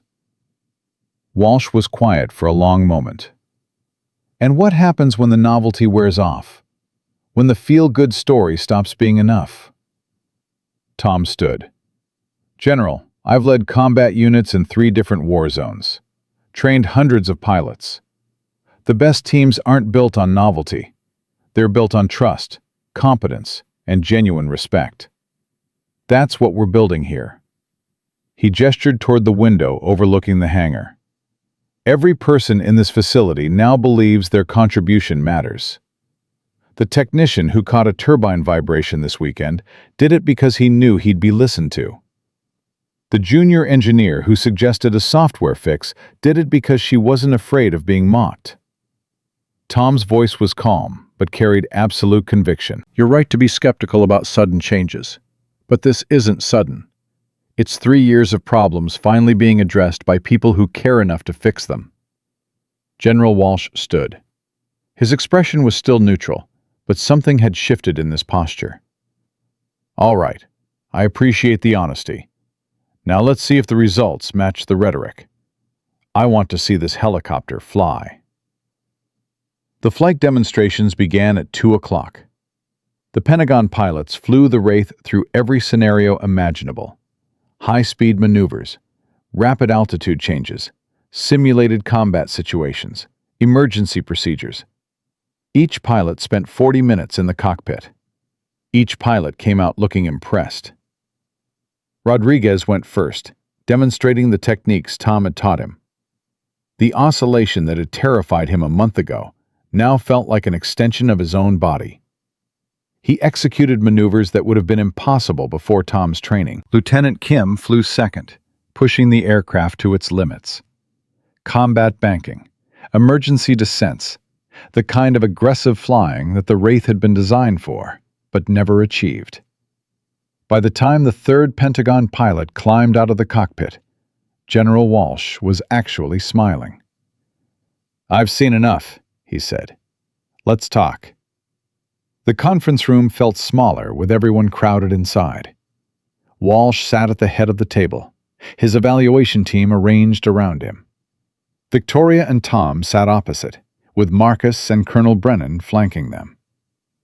"I'll be direct," Walsh began. "When I arrived this morning, I was prepared to disqualify Meridian from consideration." Victoria's hands tightened under the table. The video, the organizational chaos, the concerns about stability, all of it suggested a company that wasn't ready for a major Pentagon contract. Walsh paused. The silence stretched. "But after today's evaluation, I have to say I was wrong." Victoria stopped breathing. "The Wraith is an exceptional aircraft. More importantly, the team behind it is exceptional. The technical competence, the flight performance, the systematic approach to problem solving. Everything we saw today demonstrated a contractor we can trust." Tom felt something loosen in his chest, something he'd been holding tight for weeks. "Pending final budget approval and contract negotiations," Walsh continued, "I'm recommending Meridian Aerospace as the primary contractor for the AH-7 Wraith program. Initial order of 47 aircraft, with options for up to 200 more over 5 years. The room erupted. Marcus let out a whoop. James Whitmore actually pumped his fist. Colonel Brennan smiled for the first time since Tom had known her. Victoria sat frozen, her hand pressed to her mouth. "General," she finally managed, "I don't know what to say." "Don't thank me. Thank your team. They earned this." Walsh stood and extended his hand. "Congratulations, Miss Ashford. You're about to become very busy." Victoria shook his hand, then turned to Tom. Tears were streaming down his face. 3 years of mopping floors. 3 years of being invisible. 3 years of watching people fail as something he could have fixed in 10 minutes. And now, this. "We did it," Victoria whispered. "You did it," Tom corrected. His voice was thick. "You had the courage to change everything when it mattered most." "We did it together." The celebration spilled out into the hangar, where the rest of the staff had been waiting anxiously. When the news spread, the cheers echoed off the steel walls. Engineers hugged technicians, pilots high-fived maintenance workers. The rigid hierarchies that had defined this place for years dissolved in a moment of shared triumph. Tom found himself surrounded by people. Handshakes, congratulations, slaps on the back from men and women who had doubted him 3 weeks ago and believed in him now. And then he saw her. Maria Santos, the janitor who had thanked him on his first day as director. She stood at the edge of the crowd, tears in her eyes, her mop still in her hand. Tom walked over to her. "We won," he said. "I know." Maria's voice was barely a whisper. "I heard the cheering. I didn't want to interrupt." "You're not interrupting. You're part of this." Tom took the mop from her hands and set it against the wall. "Come celebrate with everyone else." "I'm just the cleaning lady." "There's no just anymore. Not here. Not ever again." Maria looked at him for a long moment. Then she smiled, a real smile, bright and unguarded, and let him lead her into the crowd. Victoria found Tom an hour later, standing alone near the wraith while the party continued around them. "You disappeared," she said. "I needed a moment." Tom touched the helicopter's cold metal skin. "I keep waiting for someone to tell me this isn't real, that I'm going to wake up and still be pushing a mop." "It's real, all of it." Victoria stood beside him. "You changed everything, Tom. This company, these people, me." "You changed yourself. I just held up a mirror." "A mirror I didn't want to look into, but you made me look anyway." She turned to face him. "I'm grateful. For all of it." Tom was quiet for a moment. "I need to call Sophie. Tell her we won." "Go. Call your daughter. Tell her that her father saved a company today." Tom smiled. "I'll tell her that a lot of people saved a company today. I just happened to be one of them." He pulled out his phone and walked toward the exit, leaving Victoria alone with the helicopter that had started everything. The phone rang twice before Sophie answered. "Dad, how did it go?" "We won, sweetheart. We got the contract." Sophie's scream of joy was so loud that people 30 feet away turned to look. "I knew it! I knew you could do it! Mom would be so proud of you, Dad. So proud." Tom felt the tears coming again and didn't try to stop them. "I love you, Sophie." "I love you too, Dad. Now come home. We have celebrating to do." Tom hung up and stood in the parking lot for a moment, looking up at the evening sky. The first stars were appearing, faint points of light against the deepening blue. "We did it, Linda," he whispered. "We finally did it." Somewhere in his heart, he could swear he heard her answer. "I knew you would." 6 months passed like a dream Tom kept expecting to wake from. The contract with the Pentagon had been signed 3 weeks after the evaluation. Initial order of 47 aircraft, with options extending to 200 over 5 years. The numbers were staggering. Billions of dollars in potential revenue, hundreds of new jobs, a transformation that rippled through every corner of the company. But Tom measured success differently now. He measured it in the faces of the janitorial staff who had received their wage corrections and could finally afford health insurance for their family. He measured it in the junior engineers who spoke up in meetings without fear. He measured it in the test pilots who flew with confidence instead of terror. And he measured it in Sophie. She stood in the hangar on a Saturday morning in June, her braces clicking against the polished concrete floor, her eyes wide as she took in the 3 Wraith helicopters in various stages of assembly. "This is where you work?" Her voice echoed off the steel walls. "This is where I work." "It's huge." Sophie walked slowly toward the nearest aircraft, her movements careful but confident. "Can I touch it?" "Go ahead."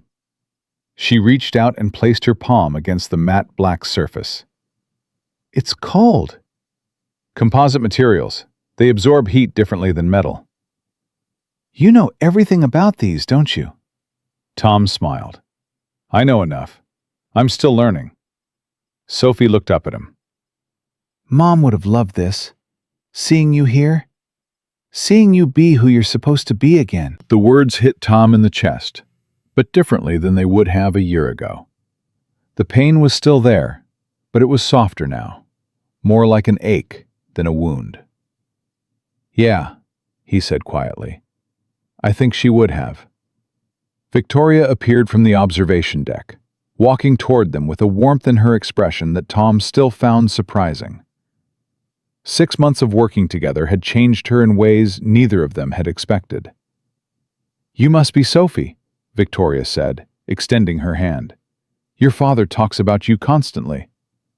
Sophie shook it with the poise of someone twice her age. "He talks about you too. Says you're the first boss who actually listens." Victoria laughed. "Did he also tell you I once challenged him to fly a helicopter as a joke?" "He mentioned it." Sophie's eyes sparkled. "He said you were kind of terrible back then." "Sophie," Tom started. "No, she's right."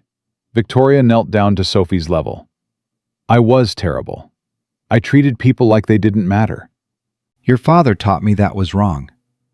"He's good at teaching," Sophie said. "He taught me to walk when the doctor said I never would." Victoria glanced up at Tom, something shifting in her expression. "He mentioned that too. Did he tell you I'm going to be a pilot someday?" Tom felt his heart stop. "Sophie, you never said, 'I decided last week.'" Sophie's chin lifted with stubborn determination. "If Dad can fly helicopters, so can I. The braces don't matter. Nothing matters if you want something enough." Victoria stood slowly, her eyes bright. "I think that might be the truest thing anyone's ever said in this building." The tour continued for another hour. Tom showed Sophie the training center, the engineering bay, the pilot briefing room where he taught classes 3 times a week. Everywhere they went, people stopped to greet them. Not the nervous, hierarchical greetings of 6 months ago, but genuine warmth. "Colonel Hartley, is this your daughter?" "Sophie, right? Your dad showed us pictures. You're even prettier in person." "Hey, Tom. Oh, sorry, didn't realize you had family visiting." "Sophie, your dad's the best boss I've ever had." Sophie soaked it all in, her smile growing wider with each interaction. "They really like you," she whispered as they walked back toward the main hangar. "They like being treated like human beings. I just created the conditions for that." "Don't be modest, Dad. It's annoying."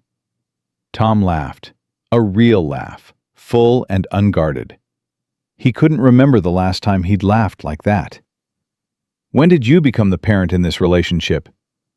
"When you started needing one."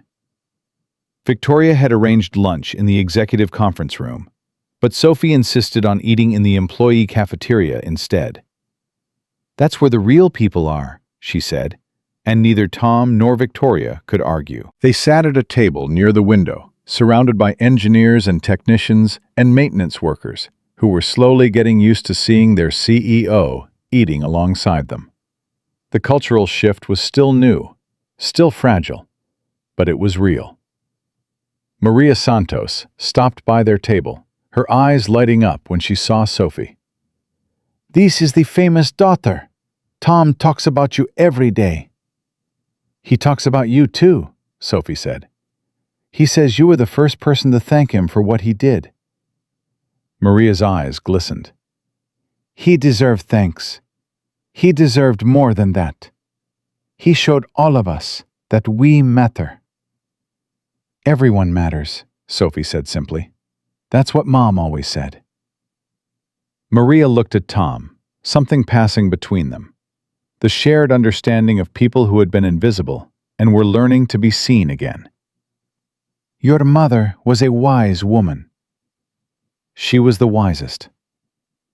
After lunch, Victoria pulled Tom aside while Sophie explored the observation deck. "The board meeting is Tuesday," Victoria said. "Caldwell's making his move." Tom had expected this. Richard Caldwell, the most vocal opponent of Victoria's cultural changes, had been building a coalition of discontented board members for months. They wanted to roll back the wage corrections, return to the old hierarchies, strip away everything that had been built. What's his argument? Same as always. The changes are too expensive. We're prioritizing employee welfare over shareholder value. The cultural experiment has served its PR purpose, and now it's time to get back to business as usual. And what's your counter? Victoria pulled out her phone and showed him a document. 18 months of data. Revenue up 40%. Employee turnover down to nearly zero. Innovation rates tripled. Customer satisfaction at all-time highs. Every metric that matters has improved since we implemented the changes. Will that be enough? It should be. But Caldwell doesn't care about data. He cares about control, about the way things used to be, about a world where people like him made decisions, and people like... She gestured toward the cafeteria, where Maria was wiping down tables. People like her just did what they were told. Tom was quiet for a moment. Through the window, he could see Sophie pressing her face against the glass of the observation deck, watching the activity below with fascination. What happens if he wins? Then everything we've built disappears. The wage corrections get reversed, the cultural changes get dismantled. We go back to being the company we were before you flew that helicopter. And you? Victoria's jaw tightened. If the board votes to roll back the changes, I'll resign. I won't be part of destroying what we've built. Victoria, I mean it, Tom. I spent 10 years building a company that was slowly crushing people's souls. I won't do it again. I'd rather walk away with nothing than go back to who I was. Tom studied her. The woman who had challenged him to fly a helicopter is a cruel joke. The woman who had been forced to look in a mirror and hated what she saw. The woman who had spent 6 months fighting her own board, her own instincts, her own history. You've changed, he said. You keep saying that. Because it keeps being true. Victoria smiled slightly. Come to the board meeting Tuesday. I want Caldwell to look you in the eye when he argues that people like you don't deserve dignity. The board meeting was scheduled for 2 o'clock on Tuesday afternoon. Tom arrived at 1:30, wearing the suit Sophie had picked out for him. You need to look like someone they can't ignore, she'd said. Like someone who matters. The boardroom was already tense when he entered. 12 chairs around a polished table, half of them filled with people who supported Victoria's vision, half with people who wanted it destroyed. Richard Caldwell sat at the far end, his silver hair perfectly styled, his expression radiating confident disdain. He'd built his fortune in the old world, where workers were resources to be optimized, and dignity was a luxury companies couldn't afford. Victoria sat at the head of the table, composed but alert. She nodded at Tom as he took a seat along the wall with the other observers. Let's begin, Victoria said. Richard, you requested this meeting. The floor is yours. Caldwell stood, buttoning his jacket with practiced precision. Thank you, Victoria. I'll be direct. The cultural experiment of the past 18 months has served its purpose. We've gotten excellent PR. We've won the Pentagon contract. We've rehabilitated our image after that unfortunate video incident. He paused, letting the word unfortunate hang in the air. But now it's time to return to sound business practices. The wage corrections alone have cost us $12 million. The reduced executive compensation has made it harder to recruit top talent, and the open-door policies have created inefficiencies that are beginning to impact our bottom line. What inefficiencies specifically? Victoria asked.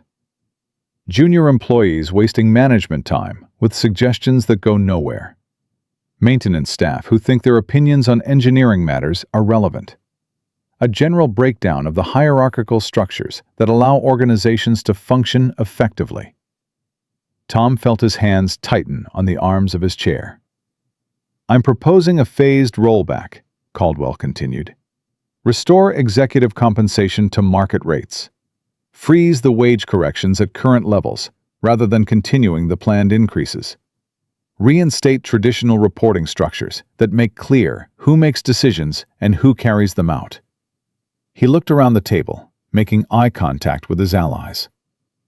This company succeeded for years before this experiment. It will succeed again when we return to proven methods.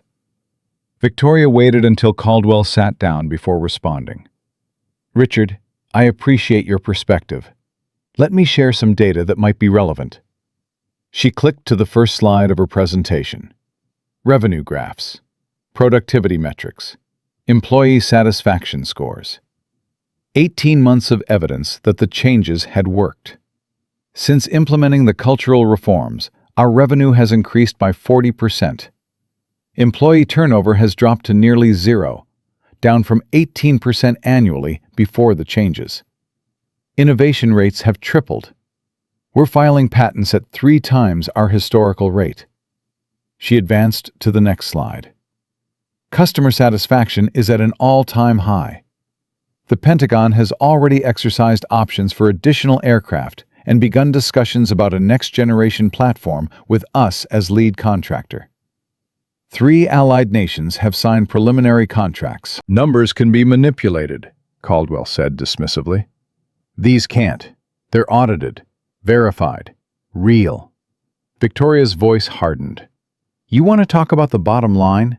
The changes you want to roll back have generated more profit in 18 months than the old methods generated in 5 years.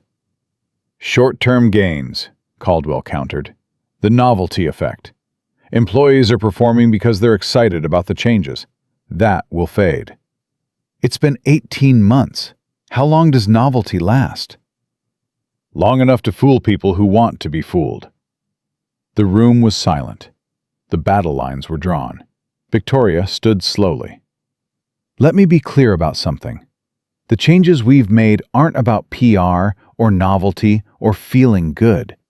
They're about recognizing a fundamental truth. That companies succeed when they value every person's contribution. She gestured toward Tom. 18 months ago, Colonel Thomas Hartley was mopping floors in this building. He was one of the most qualified helicopter pilots in the country, and we had him cleaning toilets because we couldn't see past his job title. Because our culture told us that some people mattered and others didn't. Caldwell's expression flickered with annoyance. When he flew that helicopter and exposed our failures, he didn't just save a project. He showed us that we'd been wasting human potential on an industrial scale. Brilliant people, dismissed because of their age. Talented workers, underpaid because they lacked credentials. Ideas ignored because they came from the wrong sources. Victoria's voice rose. You want to go back to that? You want to rebuild a company where people are invisible? Where dignity is a privilege reserved for executives? Where the person with a mop can never be heard, no matter how much they know? I want to run a business, Caldwell shot back, not a charity. Then look at the numbers. The business has never been stronger. Because it turns out that treating people with dignity isn't charity. It's the smartest investment a company can make. The room erupted into argument. Voices overlapped. Accusations flew. The carefully maintained civility of corporate governance crumbled into something raw and honest. Through it all, Tom sat silent, watching the battle unfold. This was Victoria's fight. She had to win it herself. Finally, Thompson, one of the senior board members, raised his hand for quiet. I've heard enough. Let's put it to a vote. All in favor of Richard's proposal to roll back the cultural reforms? 4 hands went up. Caldwell and his closest allies. All opposed? 7 hands went up. Thompson nodded. Motion fails. The reforms stand. Caldwell's face went red with fury. This is a mistake. You're all going to regret... Richard. Victoria's voice was calm but firm. The board has voted. You can accept the decision and continue contributing to this company, or you can resign. But the debate is over. For a long moment, Caldwell stared at her. Then he stood, straightened his jacket, and walked out of the room without another word. The door closed behind him with a sound like finality. Victoria exhaled slowly. Her hands were shaking. Thank you, she said to the remaining board members, "for believing in what we're building." Thompson smiled slightly. "Thank Colonel Hartley. He's the one who showed us it was possible." Tom stood and walked to the table. "I appreciate that. But Victoria's the one who had the courage to change. I just flew a helicopter." "You did more than that," Thompson said. "You proved that expertise can come from anywhere, that experience matters more than credentials, that people deserve dignity regardless of their position." He extended his hand. "On behalf of this board, thank you for saving this company. And thank you for saving some of us from ourselves." Tom shook his hand, feeling the weight of the moment. We all saved each other. That's kind of the point. 1 year later, Tom stood in the same hangar where everything had changed, watching the first production Wraith roll off the assembly line. 47 aircraft were in various stages of completion. The facility had expanded twice to accommodate increased demand. Employment had grown by 60%, with every new hire receiving fair wages and full benefits from day one. The cultural revolution that had started with a cruel joke and an impossible challenge had become the foundation of everything Meridian Aerospace did. Sophie was there, of course. 14 now, taller, more confident, her braces replaced with lighter supports that allowed her to move more freely. She'd started flight simulation training 6 months ago, the first step toward the pilot's license she was determined to earn. "It's beautiful, isn't it?" she said, watching the helicopter gleam under the lights. "It is." "You helped build this, Dad? All of it?" Tom shook his head. "I helped change how people think. The building was done by hundreds of people who finally had permission to do their best work." "That's the same thing." "Maybe." Victoria approached them, her expression warm in a way that would have been impossible 2 years ago. She and Tom had become friends, real friends, not just professional allies. She'd even come to dinner at their apartment a few times, helping Sophie with homework while Tom cooked pasta the way Linda used to make it. "Big day," Victoria said. "Biggest yet." The Pentagon liaison just confirmed. They're exercising the full option. 200 aircraft over 5 years. Largest helicopter contract in the history of the program. Tom felt the news wash over him. 2 years ago, he'd been mopping floors, invisible, forgotten. Now he was standing at the center of something that would shape military aviation for decades. "We should celebrate," Victoria said. "We will. But first, I want to do something." He walked across the hangar to where Maria Santos was supervising the cleaning crew. She'd been promoted 6 months ago. Facilities coordinator, with a salary that let her finally stop working double shifts. "Maria." She turned, her face lighting up. "Colonel Hartley, big day today." "It is, and I want you to be part of it." "Part of what?" Tom gestured toward the production Wraith. "The first aircraft off the line. There's going to be a ceremony, photos, press, the whole thing." "That's for executives and engineers, not for people like me." "There are no people like you anymore. There are just people who work here. And you've worked here longer than most of them." Tom smiled. "Come on, your crew too. Everyone deserves to be part of this." Maria's eyes filled with tears. "Tom." "Colonel Hartley to you. I earned that rank." She laughed through her tears. "Colonel Hartley, thank you." "Don't thank me. Just be there." The ceremony was everything Tom had expected. Cameras, speeches, handshakes with Pentagon officials and foreign dignitaries. But what made it different was who stood in the photographs. Engineers next to janitors. Executives next to maintenance workers. Everyone who had contributed to the success, regardless of their title or position. General Walsh, who had returned for the occasion, pulled Tom aside during a break in the festivities. "You know what's remarkable?" Walsh said. I've been in this business for 35 years. I've never seen a company transform like this. It's not that remarkable. We just started treating people like they mattered. That's exactly what's remarkable. Nobody does that in defense contracting. Nobody thinks it's possible. Walsh shook his head. You've started something, Tom. Other companies are watching, asking questions, wondering if they could do the same thing. I hope they do. Some of them will. Most won't. Change is hard. It's easier to keep doing things the old way, even when the old way doesn't work. We almost kept doing things the old way. If Victoria hadn't thrown that challenge, if I hadn't accepted it, Tom trailed off.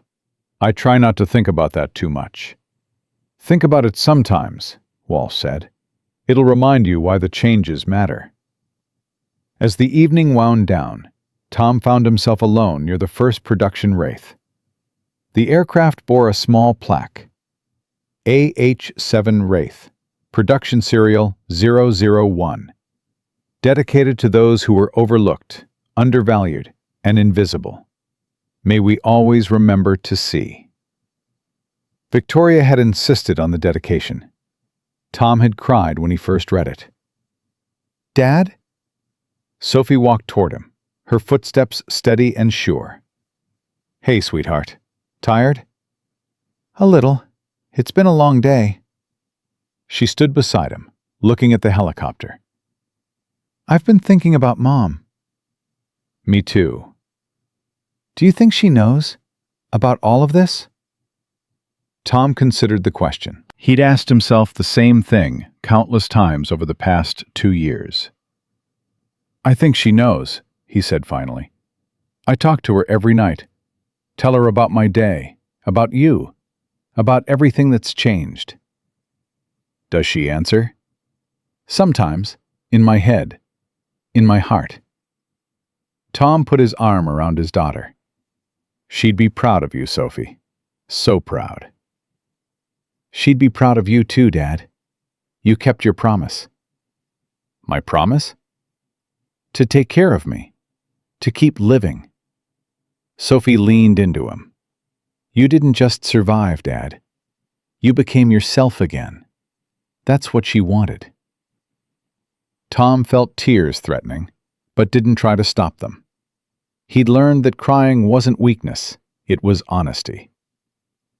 I love you, Sophie. I love you too, Dad. They stood together in comfortable silence, watching the shadows lengthen across the hangar floor. Victoria found them there an hour later, the party winding down around them. You two ready to head home? Almost. Tom looked at her. I want to show Sophie one more thing. They took the elevator to the roof of the facility.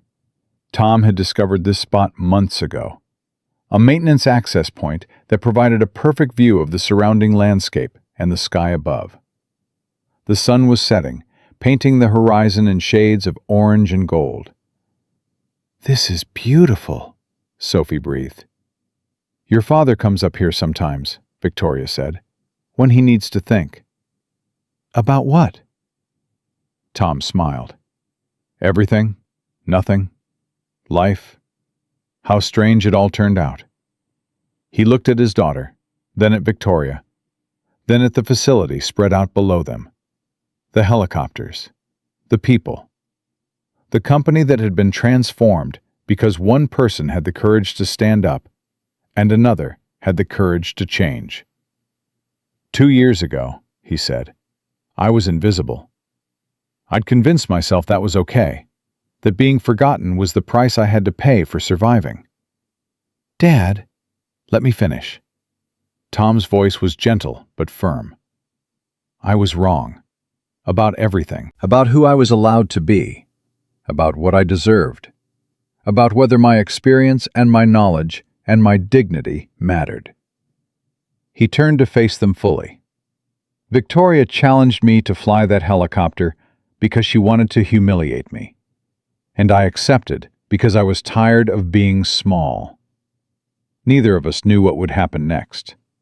Neither of us planned any of this. Victoria nodded slowly.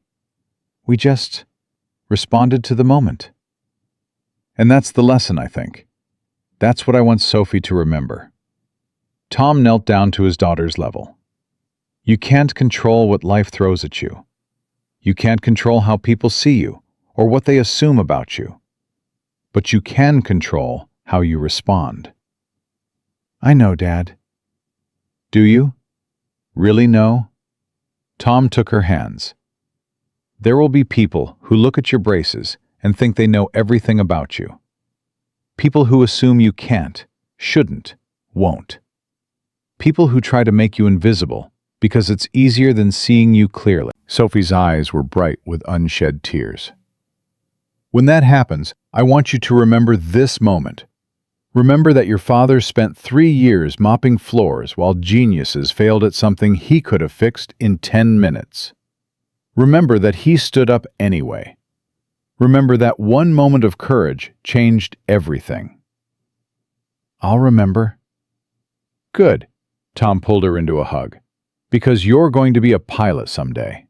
You're going to fly helicopters and prove everyone wrong. And when you do, I want you to remember that the people who doubted you were never the ones who mattered. Sophie hugged him back fiercely. I love you, Dad, more than anything. I love you too, sweetheart, more than I have words to say.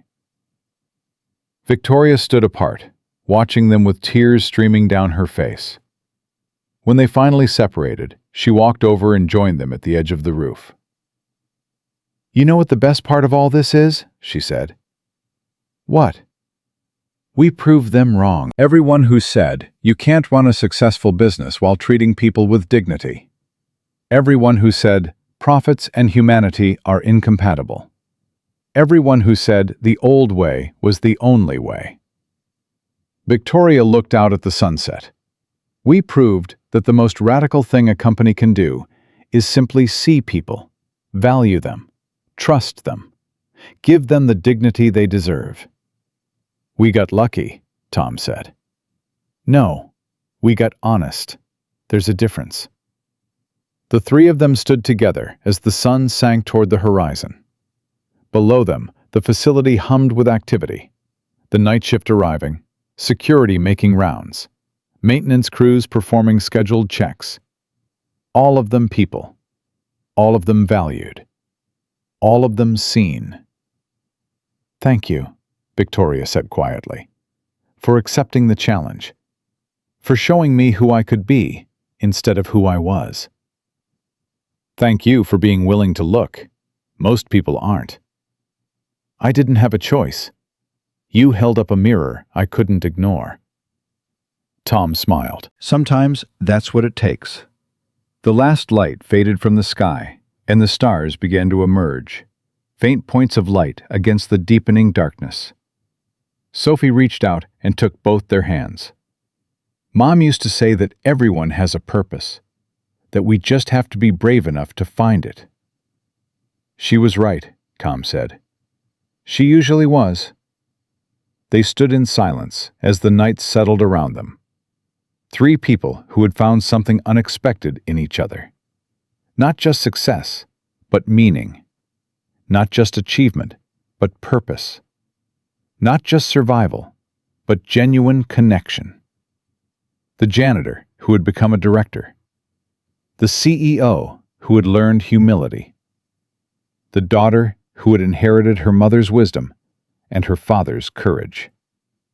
Tom thought about Linda, about the promise he'd made at her bedside, about the years of grief and struggle and invisibility, about the moment when everything changed. We did it, he whispered. We really did it. And somewhere in his heart, he heard her answer. I always knew you would. The facility lights glowed below them. The helicopter sat ready for flight. And tomorrow would bring new challenges, new opportunities, new chances to prove that dignity and success could coexist. But tonight, standing on the roof with his daughter and his friend, Tom Hartley, allowed himself to feel something he'd forgotten was possible. Peace. Not the absence of struggle, Not the end of challenges, just the quiet certainty that he was exactly where he was supposed to be, doing exactly what he was meant to do. Surrounded by people who saw him clearly and valued him completely. That was enough. That was everything. And it had all started because a single father with a mop had the courage to accept an impossible challenge. And a company had the wisdom to finally see the people it had overlooked. Some stories end with wealth or power or fame. This one ended with something better. It ended with a man who had been invisible, becoming someone who helped others be seen. It ended with dignity. And dignity, Tom knew now, was the only thing that truly mattered.